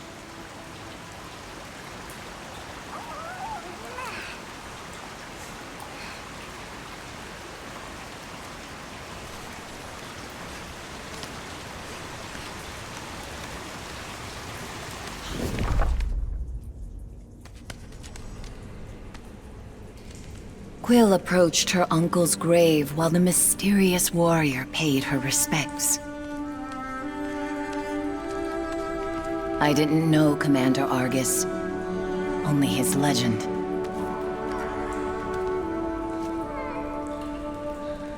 Quill felt the impossible weight of leaving her uncle for the last time. The only way to truly honor him would be to finish his plan.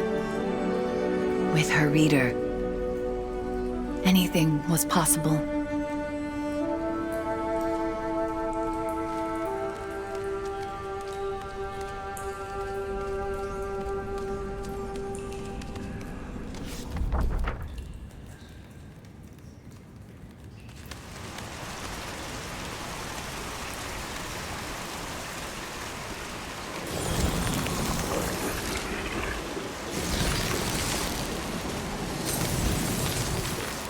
Quill had spent her days ruminating over every detail her uncle and Barnard had planned.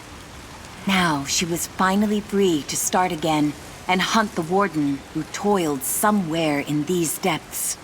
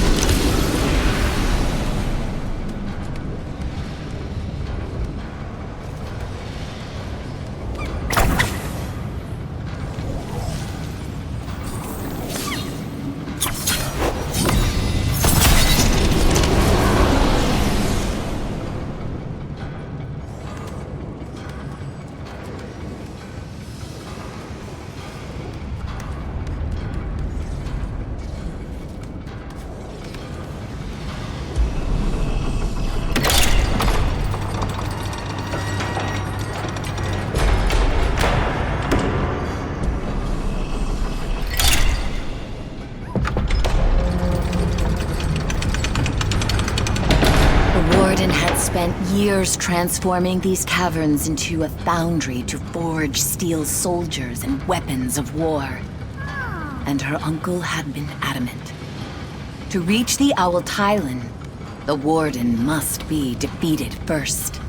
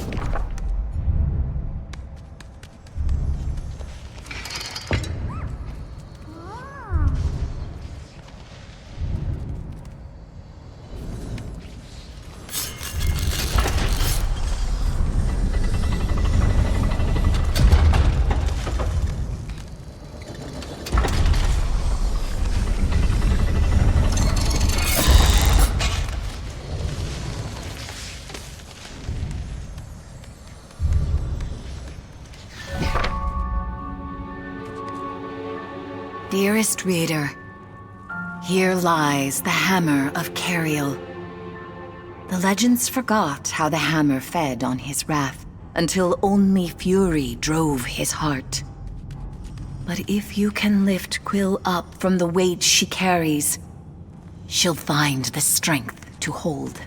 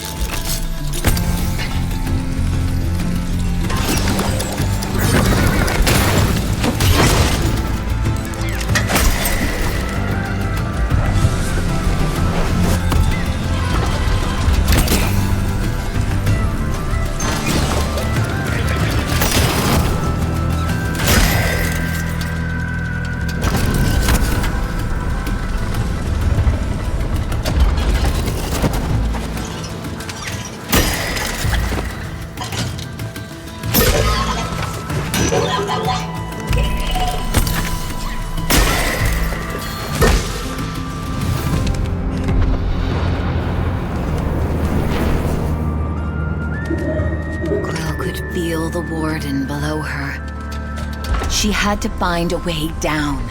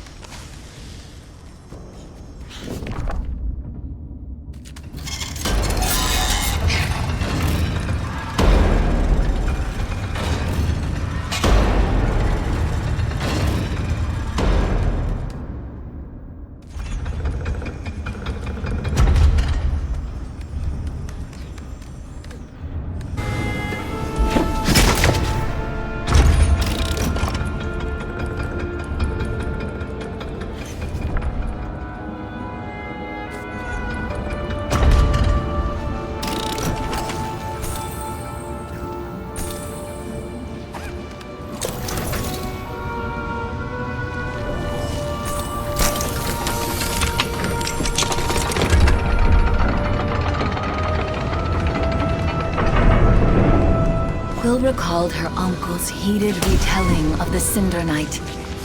That barbaric war-obsessed warden blindsided me, then smashed my whole battalion. What I wouldn't give for another go. I'd crush him myself.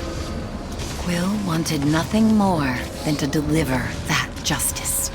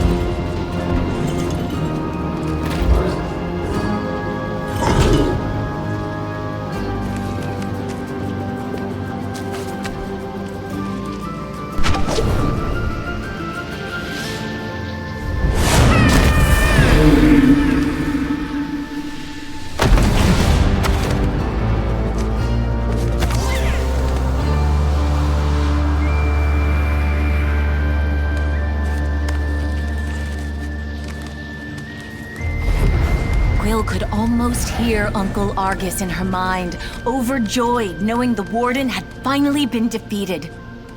Now she had to face Tylan and finish the plan.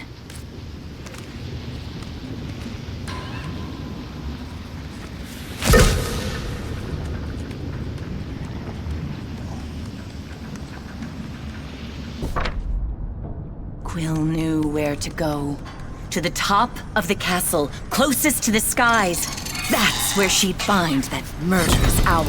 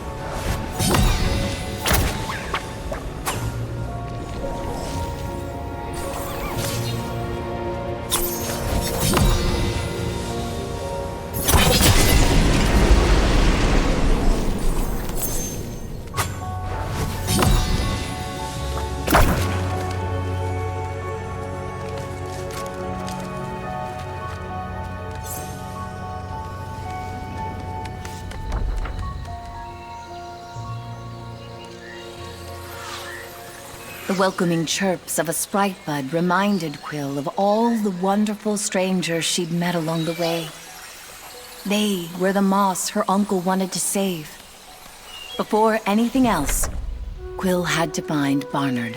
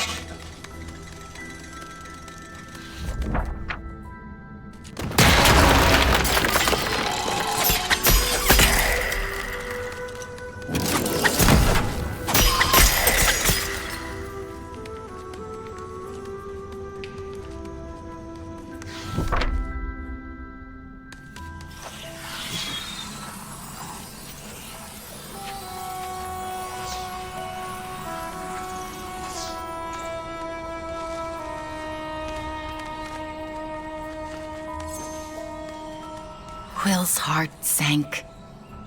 This was the last place she'd been with her uncle. He'd protected her, trusted her. She needed to make him proud. And so she would.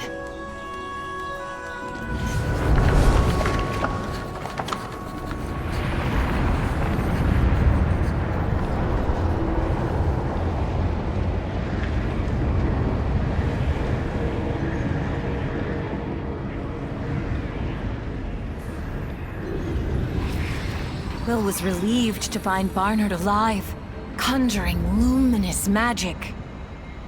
Gird your stems, bitty buds, He warned. the entire steel army marches towards us. I pray your root seer answers our call. Quill, you're here! Barnard embraced her with a paternal warmth that both mended and tore up her heart. Uncle Argus, he... She couldn't even say it. I know, child. Barnard's eyes welled up as the two who loved Argus most grieved as one.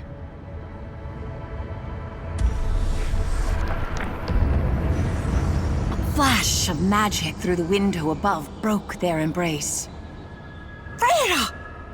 You've answered us! Barnard exclaimed. Only to offer you refuge. Tylin needs only the glass Quill holds to unleash chaos unseen since the Great Unmaking. We must protect it. And run forever? Snapped Quill. Tylin killed my uncle. Help us save Moss. Child, this war you wage is more dangerous than you know. Veda paused. But I know what it is to lose the one you love most. And I am sorry. Truly.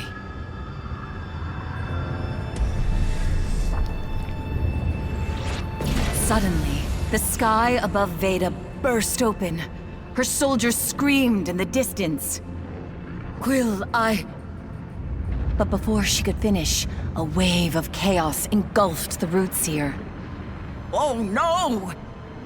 Fretted Barnard.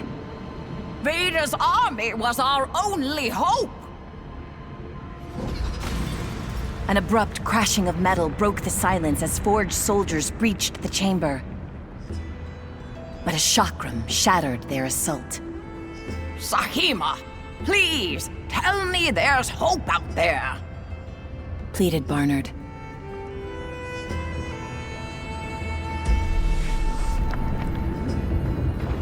Only a sea of steel for miles, she relayed.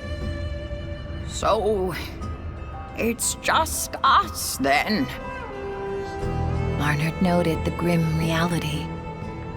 I've done more with less. Sahima smirked. We can hold off the Forged while our champ finds Tylin. Quill, we call them readers. Then in a blink, they write your story into their own. Watch them. Sahima then turned to Barnard. What do you say, Whiskers? You ready to take on an entire army?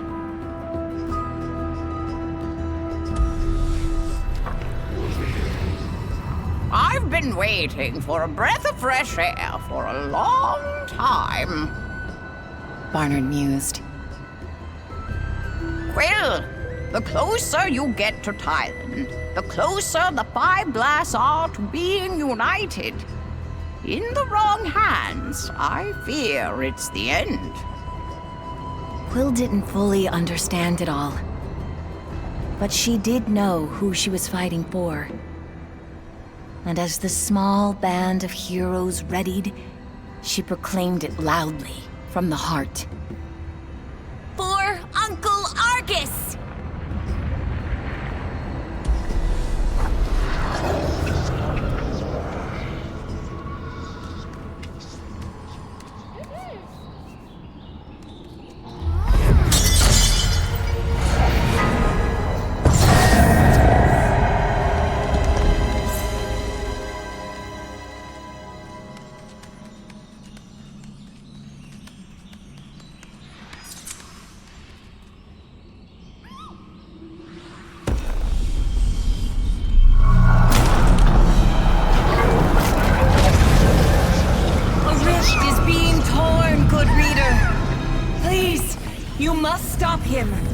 He will unleash chaos unseen since the Great Unmaking.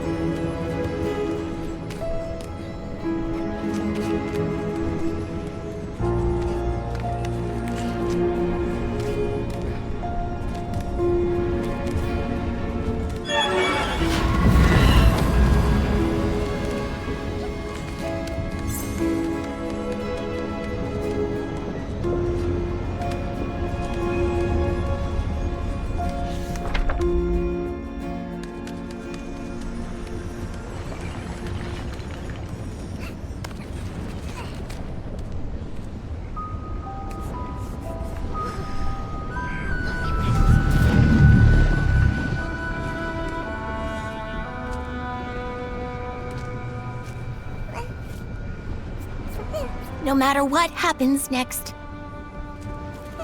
I will never forget you.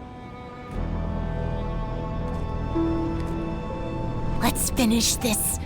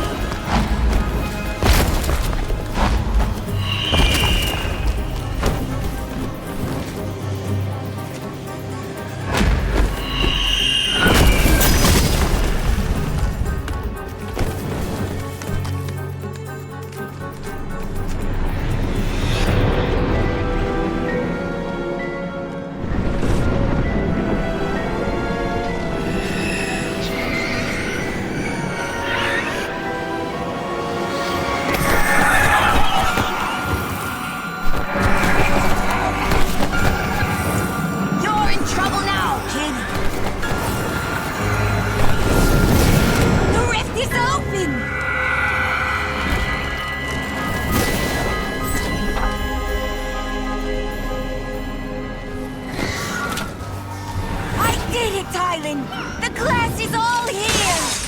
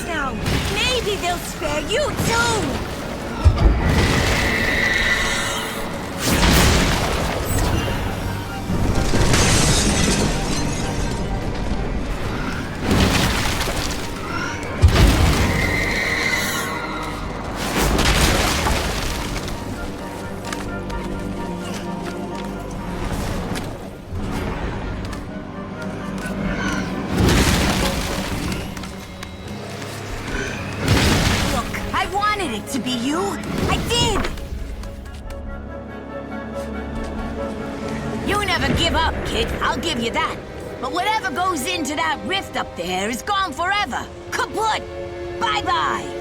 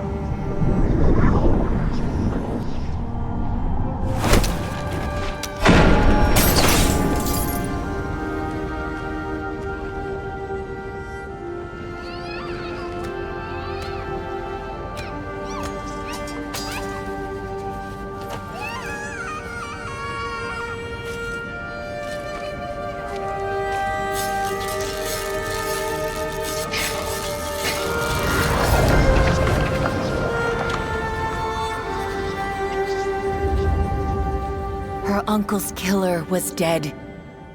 And in that moment, Quill couldn't lift her sword, or raise her fist, or cry a tear, or scream into the sky for all that she'd been through. No. She'd given everything. But it wasn't over. All at once, forged soldiers began pouring into the tower, their eyes fixated on their master's killer. Only Quill had nothing left. And even her reader couldn't give her the strength to fight.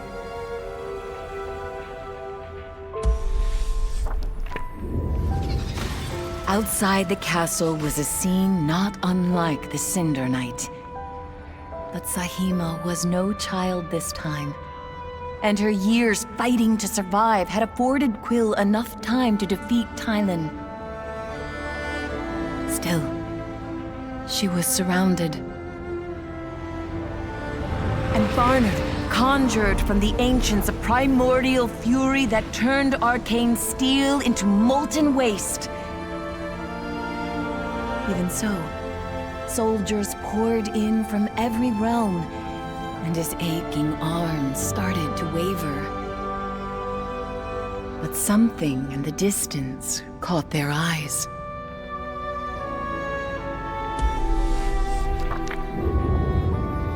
As Quill braced for the end, her mind drifted to her home in the clearing, and how she longed to be there now. But then, a shift in the wind, the silencing of steel. Quill looked up and saw her savior. It was Rootseer Veda, and with an elegance more befitting of poetry than warfare, she decimated her opponents.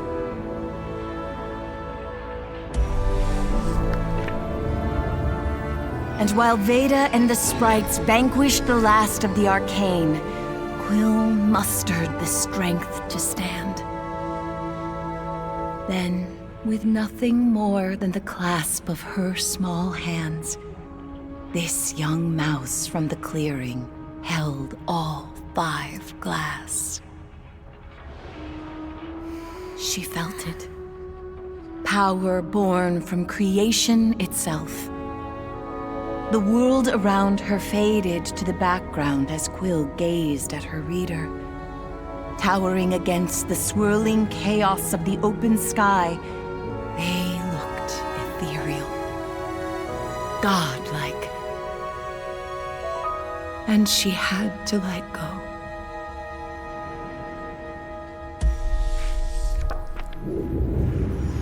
And as the glass disappeared into the void of all that would never be, Quill felt the peace of a world free from its power, and the pain of losing her closest friend.